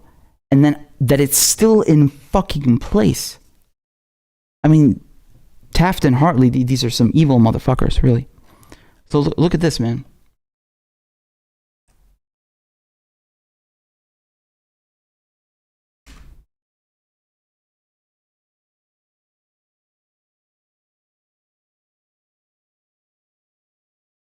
I'll find the name in a second, but the point is, listen, so those 10 workers, your co-workers that refused to go on strike, or they didn't want to, they were scared, whatever. What do you think happens to them when you win? So you know, the 40 of you who went on strike, you wanted a pay increase and you won. Right? You put in the work, you came there, got your signs ready, you didn't budge. You got the raise. You know what happens to the 10 guys who didn't go on strike? They also get the raise. Now you might think, wow, that's great, like everybody benefited. No. This is an incentive for people to not join the fucking union and not go on strike. Because now they can just sit it out, not risk their job, not risk retaliation, act like good little cookies and still fucking benefit if it works out. You got one guy thinking like that, then 2, then 5, then 10, then everyone's like, oh, why the fuck should we bother going on strike? Fucking genius. It worked. Oh yeah. So you had union membership declining from about 30% down to 10%. Wow. They're fucking smart. They really are. So that's all I want to say.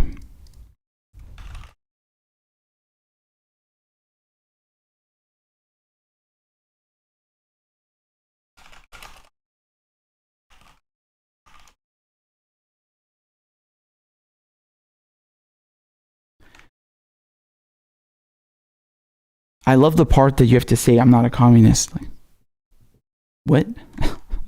I mean, I'm not. But what a ridiculous thing. What does that even have to do? Oh, by the way, another thing that they did is, I think I told you this. I know I repeat myself a lot, but sometimes I figure like, okay, maybe somebody didn't hear it last time. I better tell them. You know, I like talking about this. You had people, for example, you know, this is part of the McCarthyism bullshit. Like they would say like, oh, you're a communist, you're engaged with the Communist Party. Where do your parents come from? And then they'd look at their documents like, oh, you're an immigrant, and your parents came from Russia or, you know, at that time Czechoslovakia or Hungary, whatever. And then you know what they do? They fucking deport them. They would deport someone who's born in the United States, is a US citizen, just because they were in a socialist party or a communist party, under suspicion of espionage. Is that not fucked up? Is that not totalitarian? Is that not fascist? Is that not everything that the United States accuses other countries of doing? What the fuck, man? And so this is why you have no labor movements. They're scared of you. This is why Chris Smalls got fired like that when he tried to go on strike on Amazon. Because they know what's coming. Alright, I mean, you don't have to believe me, but there you go. But you should really stop idolizing politicians. They're not to be idolized. I'm sorry. They're really not. Unless they give you something fucking substantial. Well, I ain't see nothing. I don't think I'm being harsh, man. I'm trying to like fucking wake people up. So give me 1 second, y'all. Give me 1 second. Keep it moving, y'all. They'll come mop it up. Corrupt LAPD cover up. Any Ice Cube fans out there? Hold on. So that was 39. 1 second.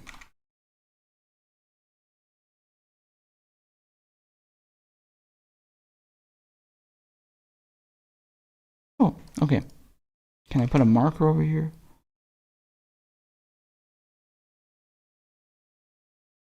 One second, y'all. I'll get to your comments. I'm excited to read your comments. We Gucci, we Gucci, we Gucci. Okay. So this was at 1:29.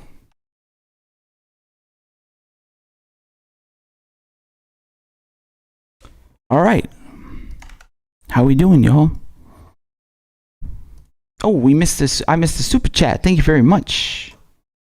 So Jenny Grayzone says message sent. Message sent. Twitter? Should I check Twitter? Disco Phil, my man, Disco Phil. Yo, I don't know if Disco is still here. My man Phil, he got his meme featured on Jimmy Dore. That's dope. That's dope. It really was funny. It really was funny. And yeah, like you said, more crumbs, more corrupt thieves. It is, man. It's just, I really have an issue understanding how this shit is done. Like, these people are so rich. How much more do you need? Fuck me.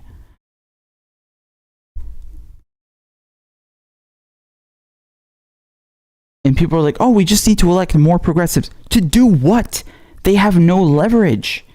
When Nancy Pelosi or whoever else tells them, go fuck yourself, what is the response? Just roll over? Where is the leverage? Nancy Pelosi is a pimp, right? She takes all this money from the corporations, distributes it, all this stuff. Who does she work for? Who do all these corporate Dems work for? The Republicans. Corporations. What do corporations care about? Money. So you go for the fucking money. Oh boy. Goodness gracious me. Thank you so much, Carol. Wow, that is a very, very generous donation. I'm humbled. 1 second, I'm just trying to see if there's a message. Nothing, just message received. Thank you so much, Carol. I'm truly humbled. That's wow. Thank you. I'm gonna play a crab dance. This for Carol. Y'all show some love to Carol.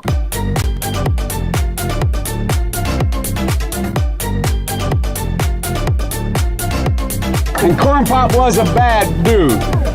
And he ran a bunch of bad boys. Listen, fuckhead, you have fucking crossed the line. Claiming I'm the enemy. You got that, you goddamn son of a bitch? All men and women created by you know the thing. Why you texting? Why? You're getting nervous, man. Calm down. It's okay. Okay.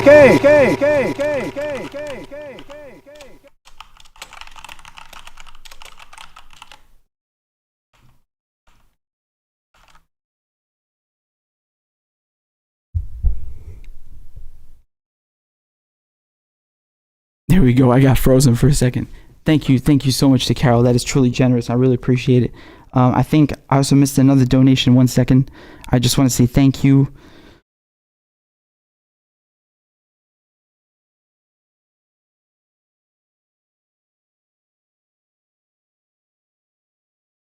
Oh, I see. Okay.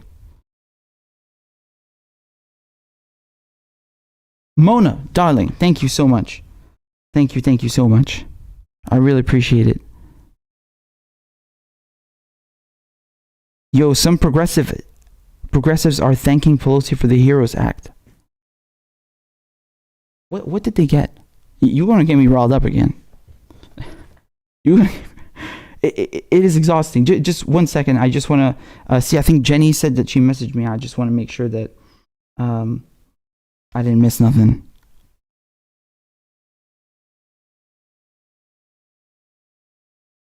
Oh, that's perfectly fine. I don't know who donated, but thank you both. I really appreciate it. Seriously, I'm not joking. Like, every little single thing is appreciated.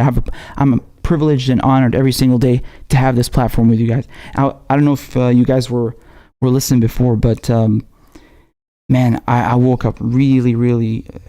I don't even know if the word depressed accurately quantifies what I was feeling. It's something else, and I have trouble explaining it.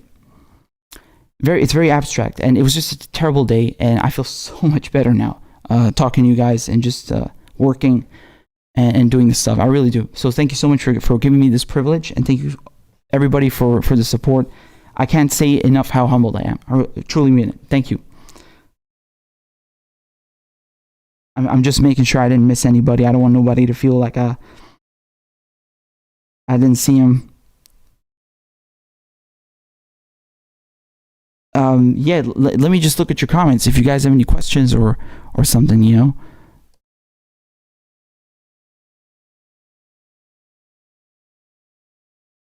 I mean, do you guys agree with what I said? Like, I take no pleasure in doing this. You know that I was supporting the squad. It's not a joke. I guess I got sucker too, but well, not sucker. Like, again, listen, man.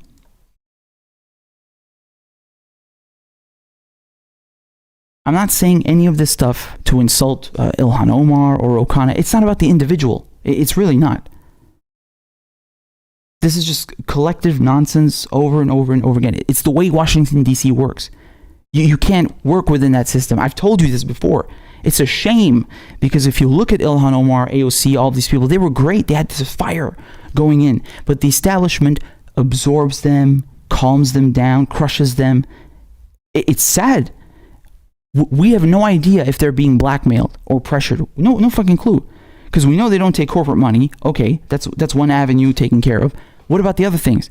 You think the CIA, whatever it is, they don't have ways to pressure people?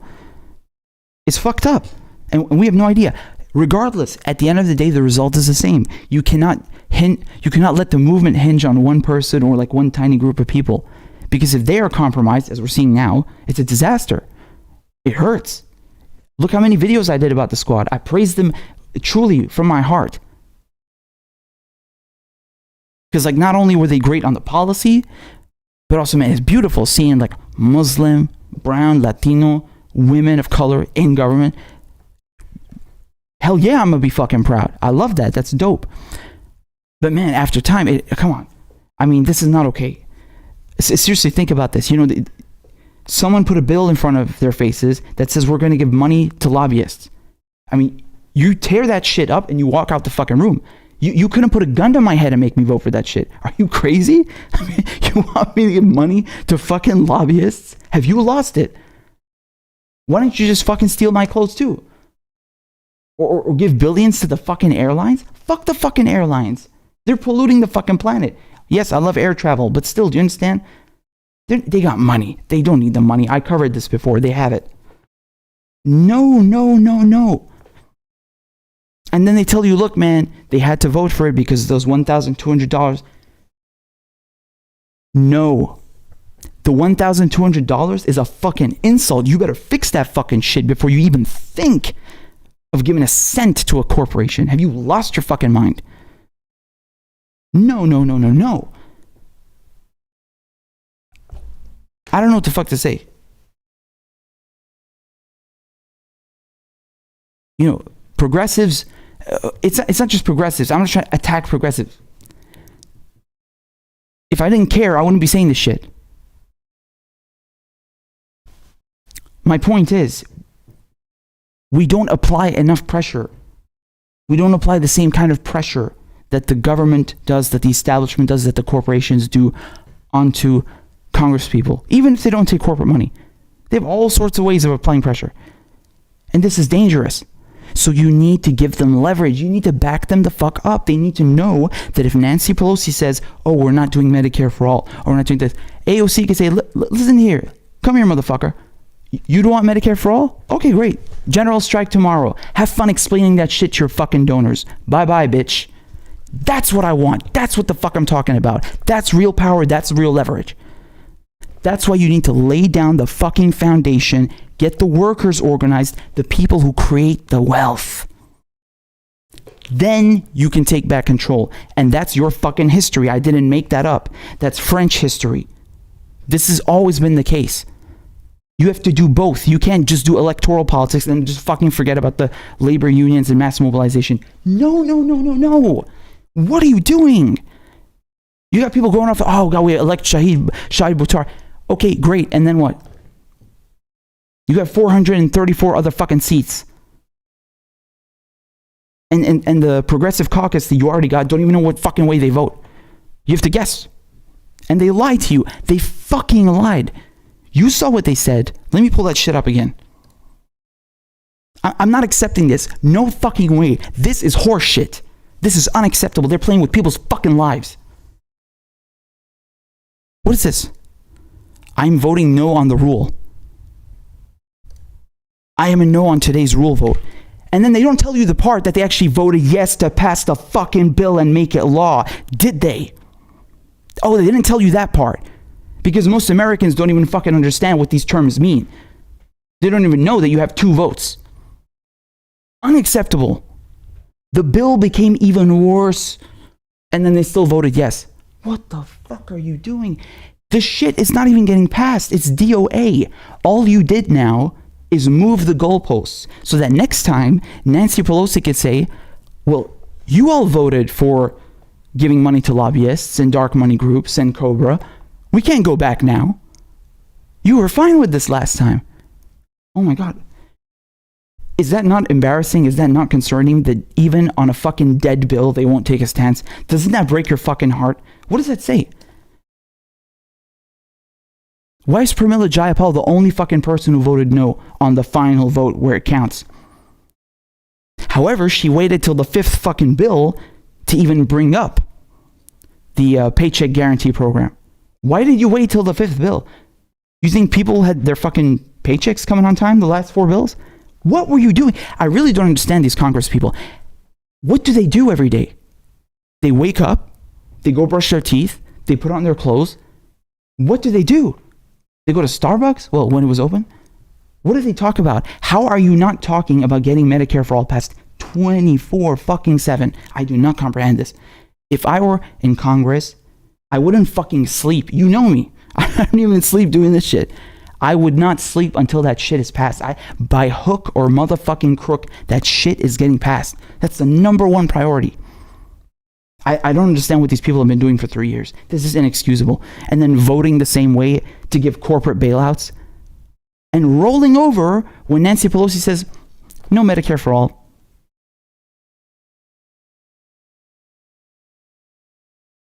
You think that's okay? You like that. You're okay with this incrementalism. You want to be a little poodle. You want to be submissive. And wait and wait and wait and wait and wait. And kiss their asses and praise them and blow smoke up their asses while they give you nothing. Where is it? Where is it?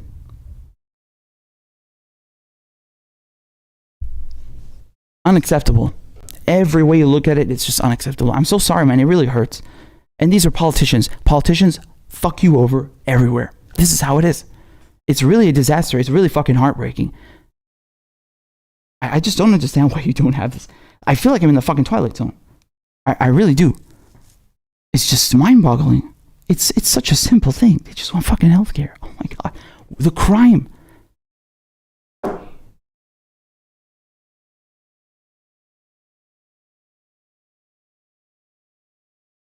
Do you know I still don't even understand 100% what the fuck a deductible and a premium and a copay is?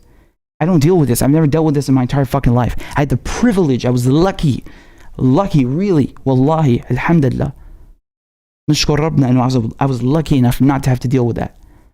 So when I see you guys, many of you, my friends, my community, my tribe, you know what I'm saying? Not just here, also when I was doing depression meals on Facebook, where we talked a lot about mental health, I'm seeing my tribe suffering, right? My group, oh, they got depression, they need a therapist, they can't afford it.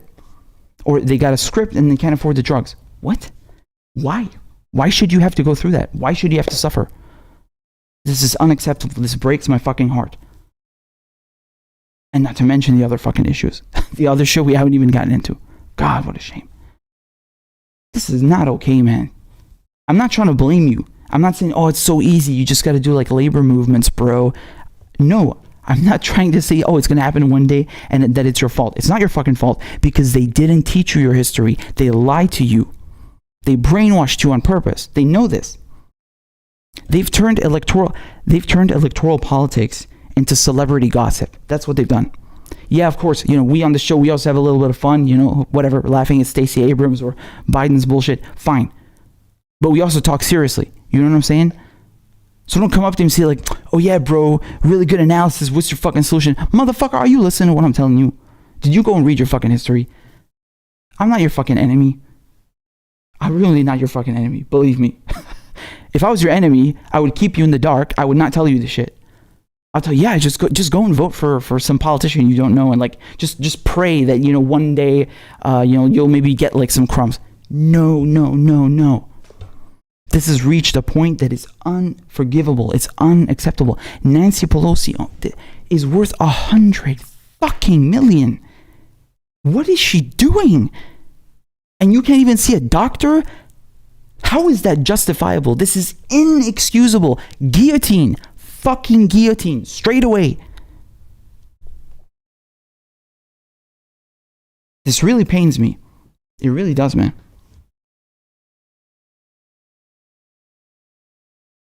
I know a lot of people in America. This is not okay. It's personal also, you know? But regardless, everyone everywhere should have healthcare. Not access to healthcare. No. They should have healthcare. Free when they need it, whenever they want it. The resources are there, the money is there, but the will is not, because we have corruption in every country. It's very sad, you know, it's very sad. Sorry, I don't want to get all emotional and shit, and yeah, my throat is dry, so give me a second. But I really do genuinely care.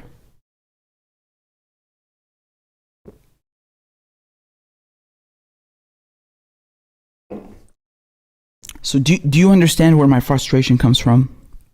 For me, I had the privilege of growing up, of living in a system where healthcare is a given. So when I look at America, I'm like, you got all this fucking money and you don't have this? What the fuck? Like, it literally enrages me. And so when I see shit like these votes, right? And the wasting time. I'm still trying to understand what they do every day, like AOC. And again, I'm not trying to single her out. On the contrary, I respect and admire her a lot. I put her at the top of the squad, you know, like mentally, she's the leader, she's the queen. That's why I always bring her up. I'm not going to bring up fucking Donald Trump or Mitch McConnell. Why the fuck would I talk about these morons? I do not respect them. I do not want anything to do with them. And I know they're assholes. They're a lost cause. Do you understand?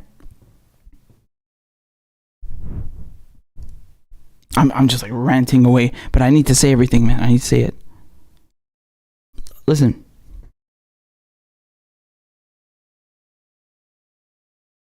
These Justice Democrats, whoever they are, it doesn't matter. They don't have to be Justice Democrats, but these politicians running on Medicare for All, running on Green New Deal. Man, what are you doing? You ran on this. You didn't run on passing the Heroes fucking Act or the CARES Act. Or sanctions on Iran. Excuse me, when did Ilhan Omar say during her fucking congressional campaign that she's gonna be signing on letters to put sanctions and arms embargoes on Iran? Who asked you to even look at this letter? Do you not have priorities. It really drives me mad. Like, okay, you get out of bed, you brush your teeth, you take a shower, you put on your clothes. They go to Capitol Hill or whatever. They meet with their staff. And then what? What are you talking about all day? It's been 2 fucking years. What do you discuss? Yes, I know they have engagements, committee responsibilities. I know. But still, I just think this is unacceptable. I just don't think this is okay. And if you look at the article from The Intercept, look at this. They tell you, once again, that there's no cohesion. This is unacceptable. How can a caucus function when no one agrees with each other?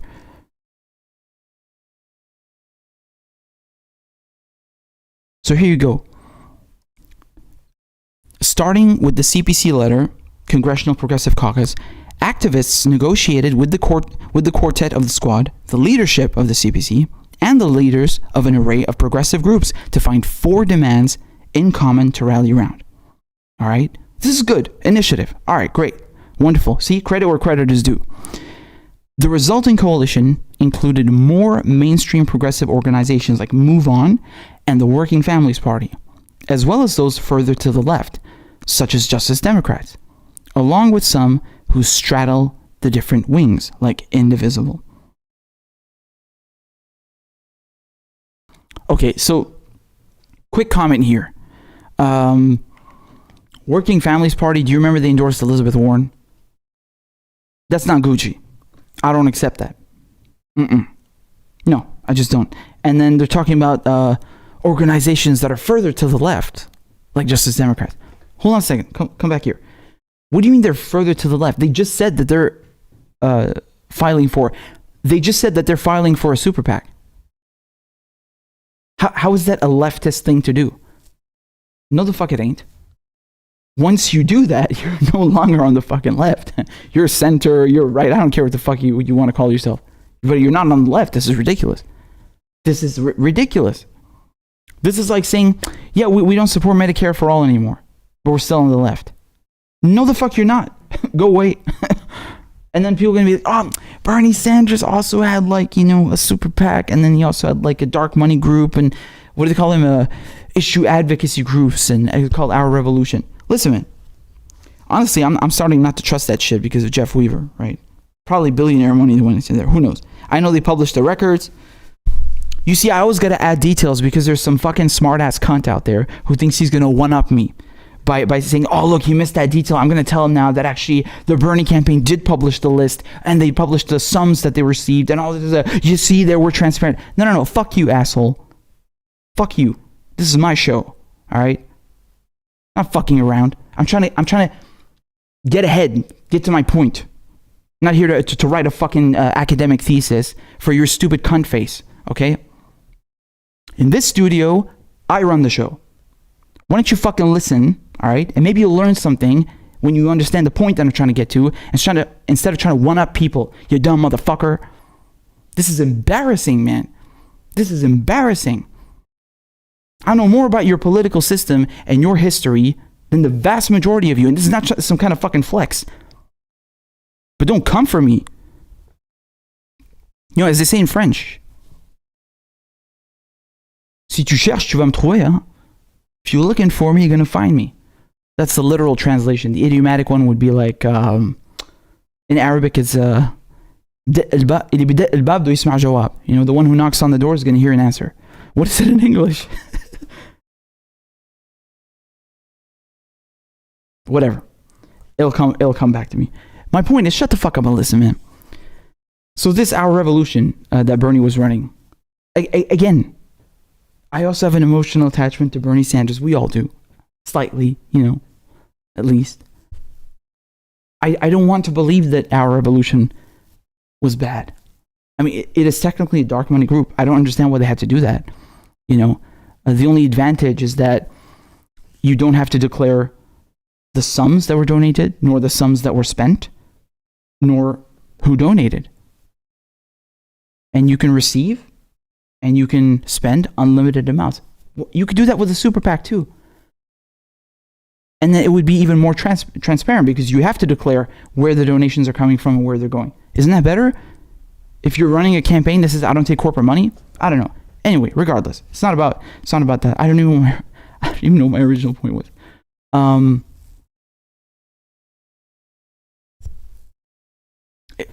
We've been streaming for like 4 fucking hours, man, right? Not that I mind. I love this. I love talking to you guys. You guys are fucking amazing. Just what was my original point? Yes, à la guillotine. Yeah. So you know, si tu me cherches, tu vas trouver, hein.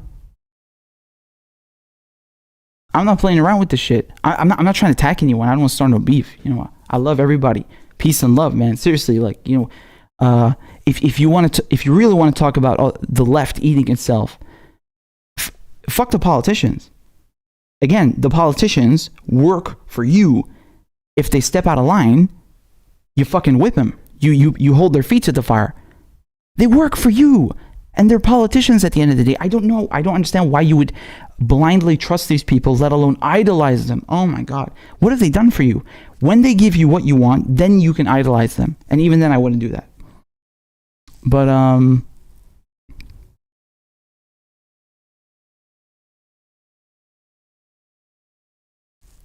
no one is telling me what the fuck I was even talking about. Claudia, what was I talking about? For God's sake, help me. Anyone else want a job from Neurotandan? God, this bitch. Oh. Who's the other one? There's another abomination I had to block. What was it? I don't think you should you should give her any attention. That's it. We're done. No, don't say that about Down syndrome. That's not okay, man. Down syndrome is not something to make fun of. It's, you know, people are born with that. It's not their fucking fault, man. Come on.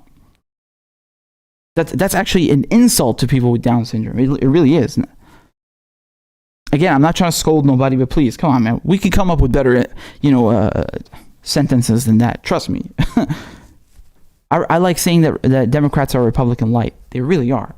They really are. Corbyn says, no, they work for corporate donors. How the hell do you expect us to hold their feet to the fire? Contradicts your earlier point, no? No, it doesn't. You're not listening. Not trying to be mean. But you hold their feet to the fire with general strikes, with rent strikes, with mass mobilization of workers. This has worked in the past. It's been tried. Let's say tried and true, right? I didn't make this up. It's not some kind of like, some theory. No, it worked. and visibly, everything else has failed. It would be futile to keep trying this strategy. Yeah, ableism is not cool, man. Come on, you know. No. Listen to me, man. Fake painter. This ain't no social justice warrior bullshit. I actually don't. Listen to me, man.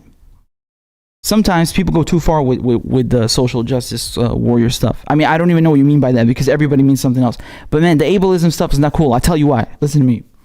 I'll tell you why. Because included in that, people make fun of like depression and stuff, right? Say, oh, you're crazy. Like, what the fuck? Do you know what I'm saying? It's not cool. I don't know, man. Again, I'm not gonna tone police you. I'm not gonna like tell you unless there's some Nazi shit. Then no, I don't accept that. But like, you know, please, that's I don't know, whatever. That's not the point. You get what I'm saying. I know you get what I'm saying. So who's Downey Tandon? Neera Tandon? Yo, but seriously, man, Neera Tandon is fucking evil, and I think all she wants is attention. So I'm not gonna give it to her. Zip. I really think that's what she wants. Besides the fact that she's a fucking war criminal. I mean, what a disgust. Am I giving her attention by scolding her? I really want to scold this bitch. Do you guys know what she did?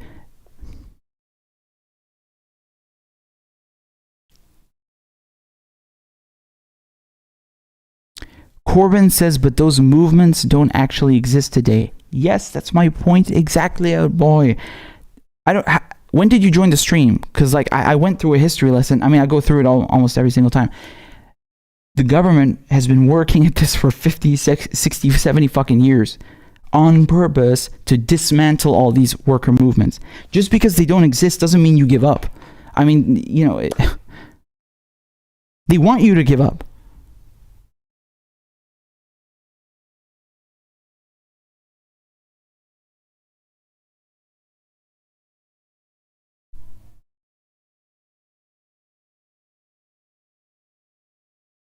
Yeah, Von Miller, am I saying your name correctly? Please tell me.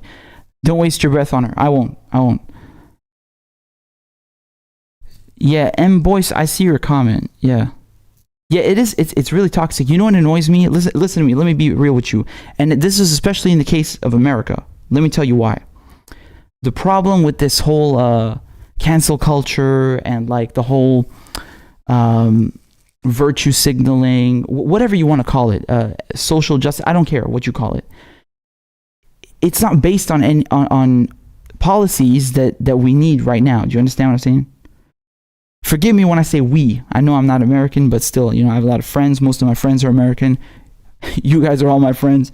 You're all American, most of you, and I talk to you all the time. And 99.9% of everyone I talk to every day is American. So there you go. My point is, listen to me. The left, I'm talking about the true left, needs Medicare for all, needs worker co-ops, needs Green New Deal. You know the whole thing. You know the thing. We don't have time. We don't have time for silly shit. Now then there are people who say, but why can't we do both? Okay, if you want to do both and you can do that without being toxic, fine. But this whole cancel shit, fuck off. Seriously, fuck off. Like, you are literally working against minorities. You are working against the working class. You are literally hurting people with your fucking bullshit. Fuck off. This doesn't get us any policies. You're a moron. You are a moron. Americans specifically don't have health care. What is the homelessness crisis at now? Can someone tell me in LA? Do you remember that documentary we watched about New York, about the veterans? Oh my God. Dude, this is just after the Vietnam War. We're talking 1970s, right? What was it? 40,000 homeless and 25,000 addicts? Jesus. The poor motherfucker. Seriously. What a disgusting failure on the part of the government. They use them and then drop them. Oh, and by the way, can I say one more thing? Yo.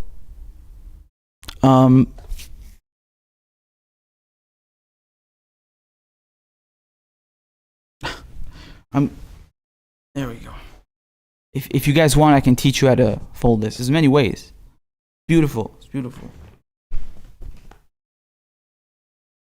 This is like the original bandana and do-rag all combined into one.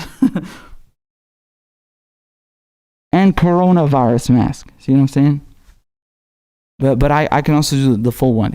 I love it. I really love it. Lawrence of Arabia style. So just quickly, what did I want to say? Yeah, I can teach you how to do it one day if you want.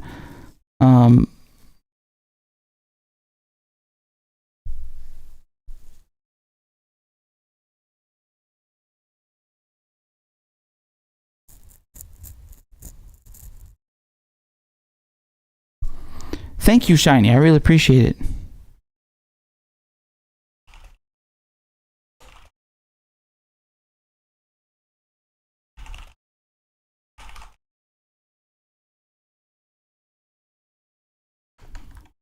Okay, I really don't even know what I was saying before. But yeah, you know, especially America, you got to focus on policies, man. You don't have time for this shit. People need fucking healthcare. People need fucking healthcare, man. They need houses. This is disgusting. We don't have time to fucking argue about, I don't even know what you guys are talking about. That's the way I see it. Do you want me to bring on my cousin? Man, let me see. He's gonna set this shit straight. Okay. I hope he's on.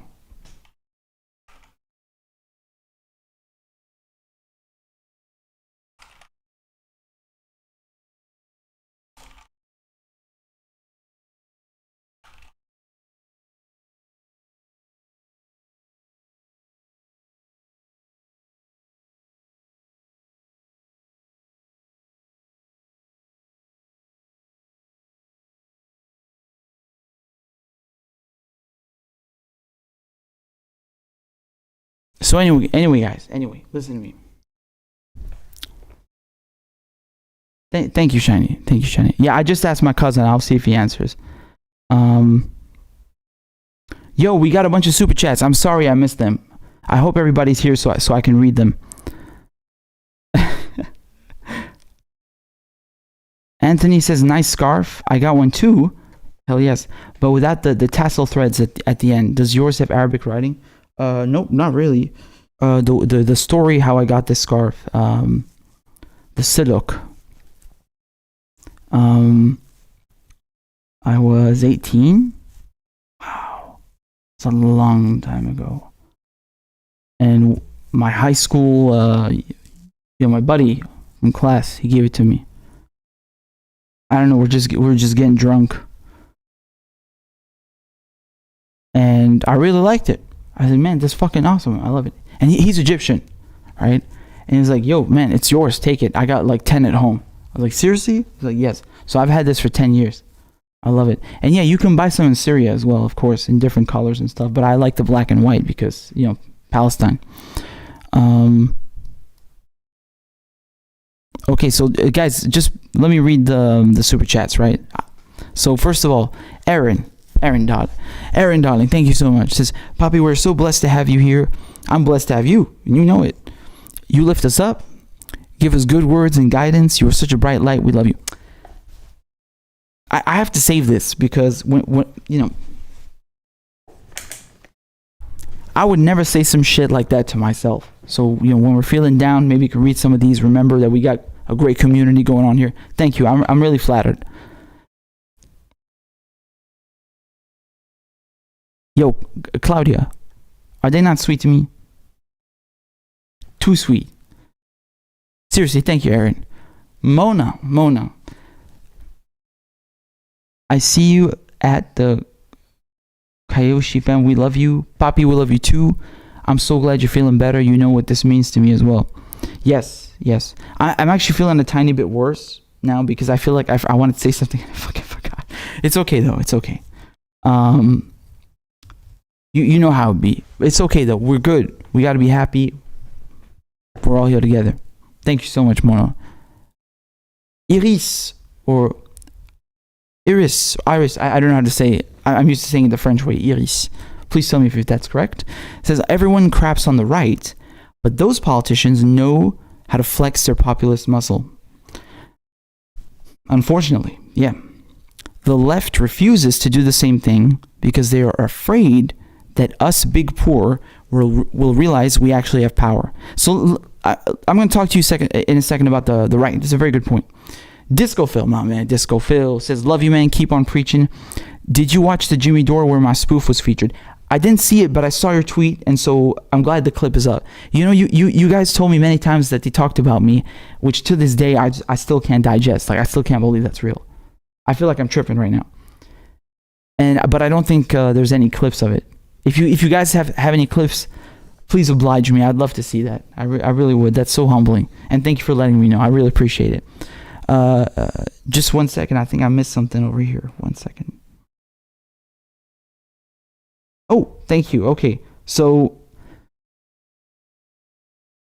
let me get your name. I hope you're still here. Vaughn Miller, am I saying it right? Thank you very much for the super chat. I really appreciate it. Thank you so much. Guys, if I may, if you would oblige me, please. A quick word from our sponsor. I need your support, guys. All right. Probably the last time I'm gonna plug the show tonight. Okay. So please buckle up and head on over to patreon.com/papichuloman.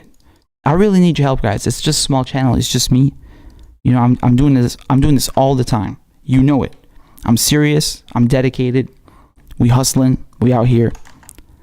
So I really, really need your support. You can pledge whatever you like, man. $2, $3, $3.50, do $3.50, $300, whatever you like. Anything is appreciated. I'm not trying to stress nobody. I know times is hard. We all hustling. We all struggling. It's fine. I understand. But if you want to support independent media, you'd be doing a great service to this channel. You'd be doing a great service to fighting against this bullshit. It's MSNBC, CBC, the whole fucking alphabet soup. We're done with them, man. We got to be done with these people. I'm serious. It's fucking annoying. They are the reason that people vote against their own self-interest. It's not a joke. You know, when I was about to say Woody Allen. God, I was watching Woody Allen earlier. Oh my God. When Noam Chomsky talks about manufacturing consent, that's not a fucking joke. This shit is real. People are indoctrinated since fucking birth. And it's all because of the mainstream media. Because they've been consolidated. They're owned by the same people who own the businesses, the means of production, the corporations. And so they just use that to influence people to vote against their own self-interest. And then they can keep making money. And they even send you off to fucking war. That is the dirtiest part. Do you remember when the Iraq war started, you had fucking CNN like live streaming from a fucking tank in Iraq? You could barely hear what the motherfucker was saying. You could barely see anything. And he was like, he thought he was like riding off into fucking battle. Motherfucker, what are you doing in Iraq?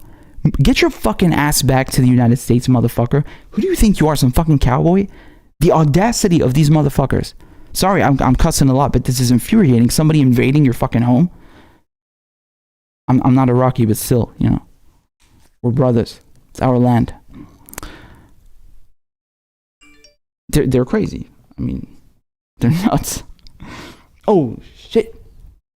Hello. Jarrett, thank you so much for your lovely contribution about 420.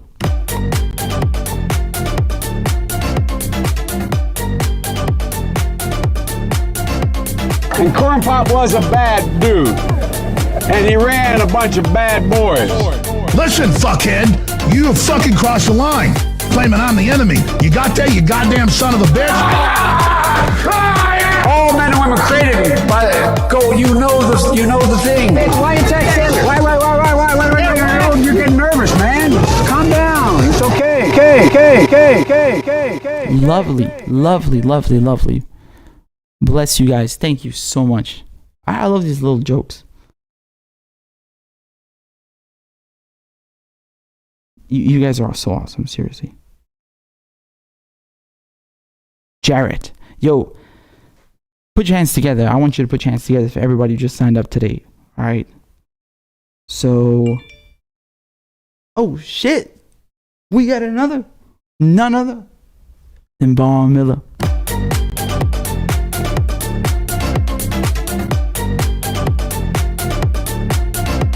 And Corn Pop was a bad dude. And he ran a bunch of bad boys. Listen, fuckhead, you have fucking crossed the line.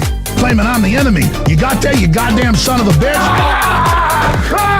All men and women created go, you know the thing. Why you texting? Why? You're getting nervous, man. Calm down. It's okay. Okay.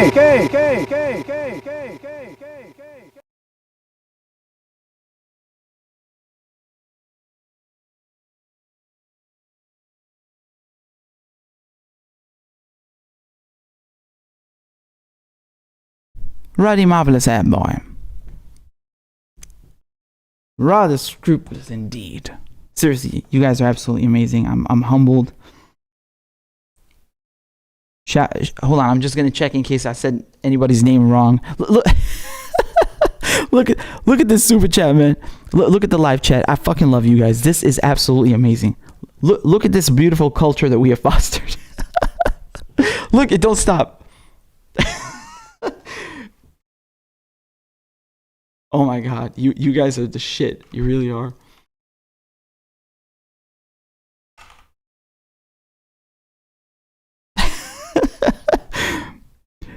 Jarrett, I totally agree. That guy's bulging eyes at the end get me rolling every time. Yeah, Ed O'Keefe. He was like, what? Again, if you guys got ideas, I'm gonna add them. Okay, when we hit our goal. Oh, could it be? Gina, put your hands together for our lovely Gina. Thank you so much for joining as another Poppy's pal.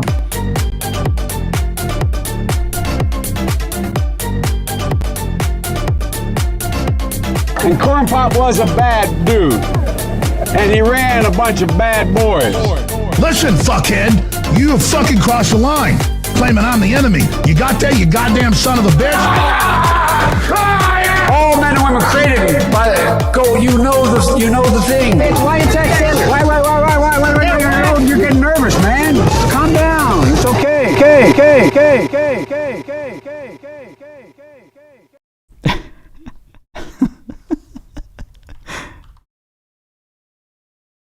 Okay. Apologies. I mispronounced Kiyoshi's name. Okay, so I just want to say thanks to everybody who signed up. So thank you to Gina, thank you to Vaughn, to Jarrett, to Fred. Fred Edward edited his pledge.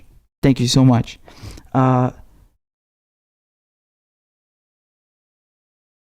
Robin, up north girl, bless you. And La Tortilla Soup also edited their pledge. You guys are so sweet, man. Seriously. Like,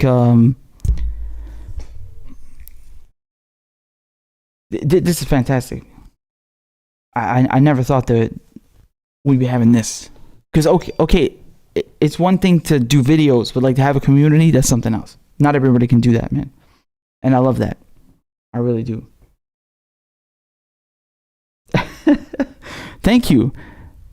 I hope I can read your message out loud. Gina says, hey, Papi, I love your unfiltered criticism of the American government. Keep it up. You cussing out the George W. Bush administration is great. Thank you. I appreciate that because I feel like a lot of people forget about the George W. Bush administration. They were horrendous, these motherfuckers. They're really bad. You know, the more you think about it, it's just absolutely insane. I really cannot believe that nobody remembers that. So, yeah, there you go. Oh, we got another super chat. Men in Black. We love حبيبي. أنا كمان بحبك حبيبي. تسلم لي عينك. شكرا إنك أنت دايما هون. وفرحتني. والله. بحب شوف سوريين. بحب شوف عرب هون موجودين معنا. هاد كله اللي عم نساوي نعمة من عند الله والله. فيسلموا انت دايما هون عم تدعمني عم تدعم الشو. تسلم لي عينك. شكرا. Aaron says keep it rolling, Poppy. You know I keep it rolling like a Limp Biscuit. You already know. Okay, last plug. I promise. I just want to inform people because I've been informed. I've been enlightened. Okay. Mona says, where's Roni? He didn't answer. I messaged him 13 minutes ago. That's it. It feels like half an hour. Okay, listen. I'll tell you what. If he does answer, we're going live again. It's going to be spicy.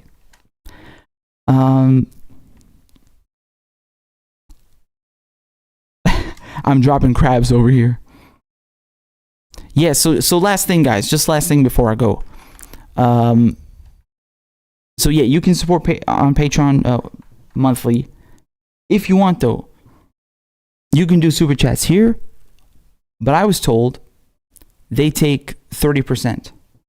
So PayPal takes less. So you can use them on PayPal and I'll still read them for you, all right? Hey, I could actually maybe show them on the screen. Wouldn't that be good? Yes, I could do that. I could show the PayPal things on the screen. Yes. So that's one, and that's two. That's the PayPal link. All right. Just go and put in whatever you like, and yo, somebody told me as well. Again, I don't know if this is correct, but like, you know, you get a box on PayPal, right? And it says like, tick this box if you're paying for goods and services. Well, don't tick it, because if you tick it, then PayPal take a cut. It's not as big as YouTube's, but still nonetheless. Oh, being safe. Oh, honey. Okay, honey.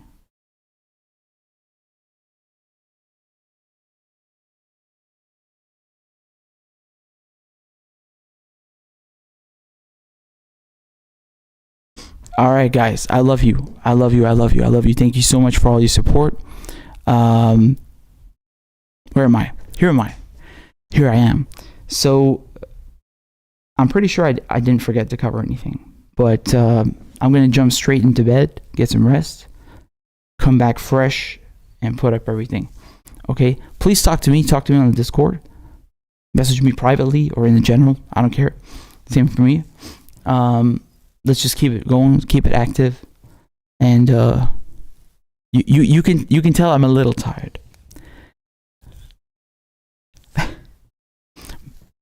Man must recuperate. Before I go, if you're interested, what movies did I watch? Oof, quite a bit. I started out with Mr. Wong with Boris. What was his name? He's a very famous actor. Boris Kaufman? No, I'm thinking of someone else. Hold on.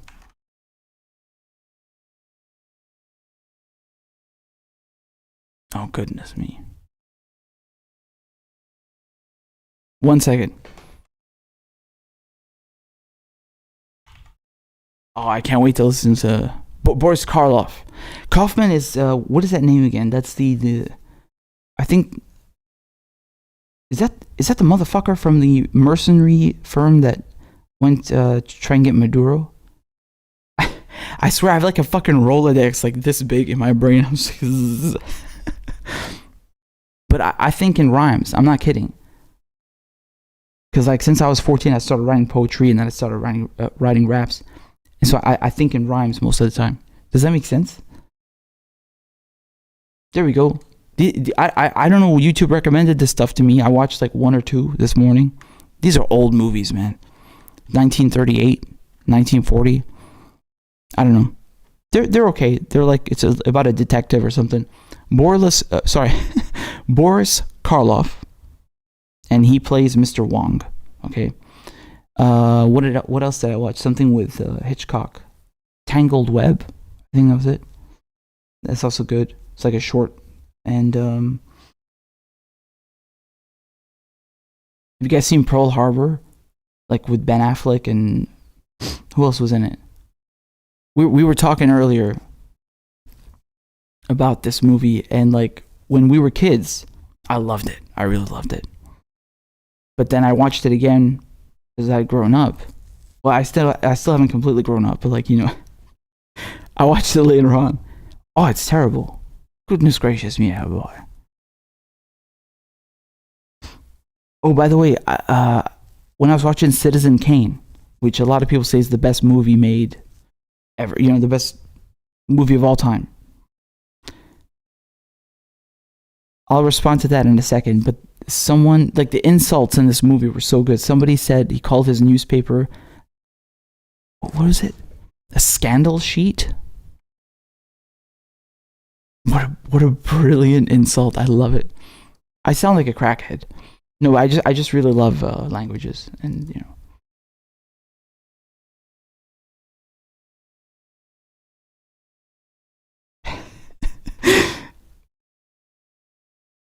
One second.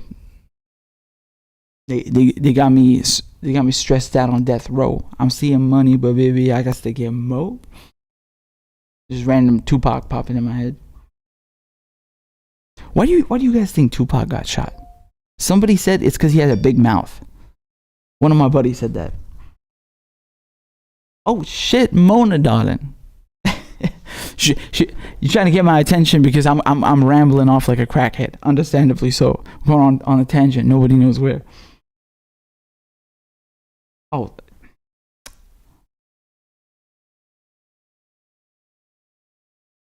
Thank you so much. That's really sweet. It really was bad. I can't even explain it. I wish I could put it into words. It's just I'm trying. I'm really trying. And I never felt this way before, you know? Like, it never used to be this bad. This is something else. And I don't know. We'll talk about that another time, because I'm no problem talking about mental health. Listen, man. If I'm not going to talk about it, who's going to talk about it? Yeah, we talk about politics, sure. But we got to do justice to that issue as well. I think so. I hope it doesn't bother too many people. I know if you're expecting videos about politics and it's about something else, maybe you're not that interested. But still, I got to do it. I got to force myself to do it. And yeah. Thank you, Mona. That was really sweet. Seriously, thank you.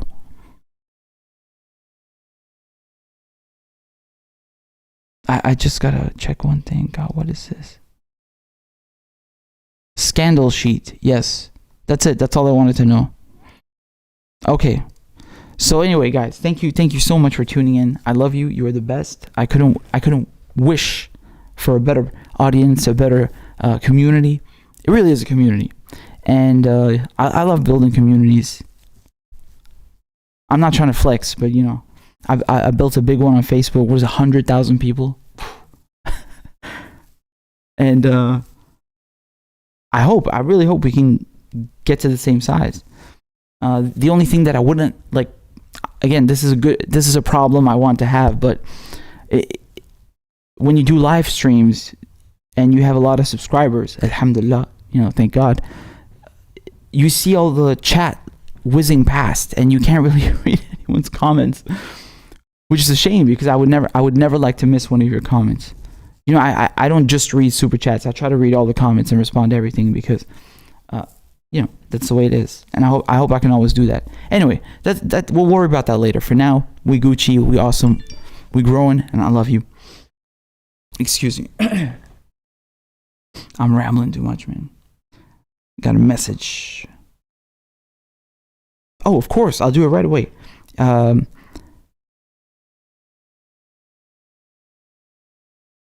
So I'm just giving the Discord link. I'll be posting it again over here. 1 second. Invite. There we go. I wish maybe one of you can please tell me how to do this. I don't know if it's feasible. I wish there were a way to make sure that the people on the Discord are only from our community. I'm not saying like put a paywall or something like that. No, like I want everybody to join. But I just want to make sure there's no trolls or no random people coming in. Is there a way to do that? There's got to be a way.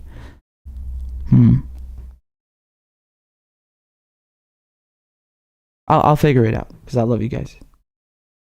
Okay. Oh wow, I'm a genius. I pasted the Discord invite link in the Discord chat.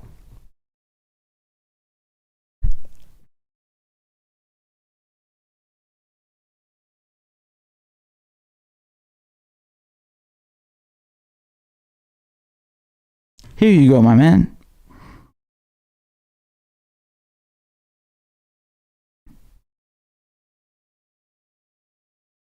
There we go.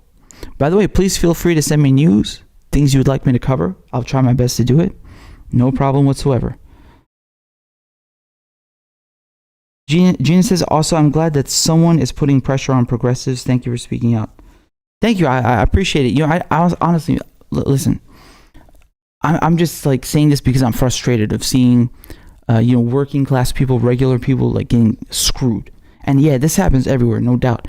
But to me, there are certain things that I consider human rights. I'm not kidding. This is basic shit. And it's unforgivable that you guys have to suffer like that. It just makes no sense. And people have been calling for this shit for 100 years. Look, I'll show you. Don't take my word for it.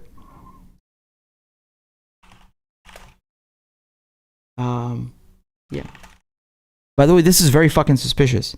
So Huey Long was a Democrat, and he threatened to run against FDR in 1936. And he had a really progressive platform. It was called the something ticket. Hold on, what was it? The free. God, I can't remember.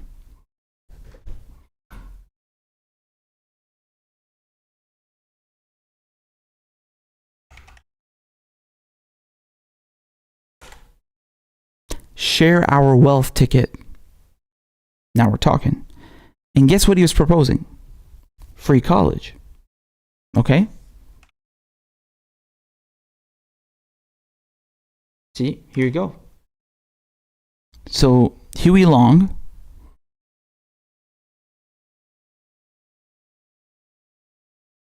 long supplemented his plan with proposals for free college education and vocational training for all able students, old age pensions, veterans benefits, federal assistance to farmers, public works projects, greater federal regulation of economic activity, a month's vacation for every worker, and limiting the work week to 30 hours to boost employment. That's actually amazing, because in France, Jesus, every single time I want to talk about le Front Populaire, the Popular Front, I'm like, say it properly. It's not le Front National, which is something completely fucking different, which is like some right-wing horseshit, far-right bullshit. No. The Popular Front, le Front Populaire. This is the coalition of socialists, communists, etc. They succeeded in implementing a 40-hour work week, right? This one's 30. I think that's better. So my point is, FDR stole a lot of his shit. It was just talk, but he stole a lot of his plan. And then mysteriously, 1 year before the election in 1935, Huey Long winds up dead. What the fuck? Something weird about that. That's some fucking weird shit. I need to read more about him, but I found that fascinating that he was proposing free college in 35. That motherfucker was switched on. America will be so much better off just with that one thing.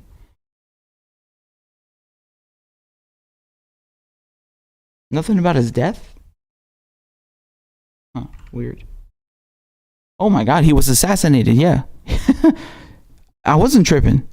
Fucking hell.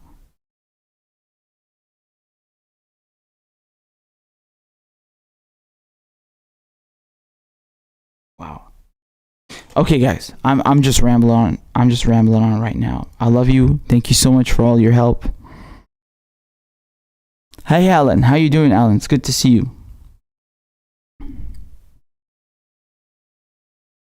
What, nudes? Who's sending nudes? Y'all better calm down. Yeah. Okay. Okay. I got you, Mona. I got you. Don't worry. Okay, guys, listen, I love you. Thank you so much for your participation, for tuning in for my 4-hour rambling. I hope it was educational. And I'll see you next time. All right. And thank you to everybody who comments, who likes, who subscribes, who shares the videos, who posts them on Twitter, anything. Okay. And spam. Just spam all the fucking videos. You know, tell everybody about the stuff. We got to grow. And once we keep growing, like, it's snowball effect. I think we've done pretty good so far, right? Thanks to you guys. Let's keep going. We can do this shit. And thank you, of course, to everybody supporting the show on Patreon, PayPal, everything. I appreciate you. I love you. I'm humbled. I'm honored to have this platform. Bless you. Okay? Be good. Take care. Peace out. And remember to support the show on patreon.com/PapiChuliman. I'm out. Corn Pop 2020.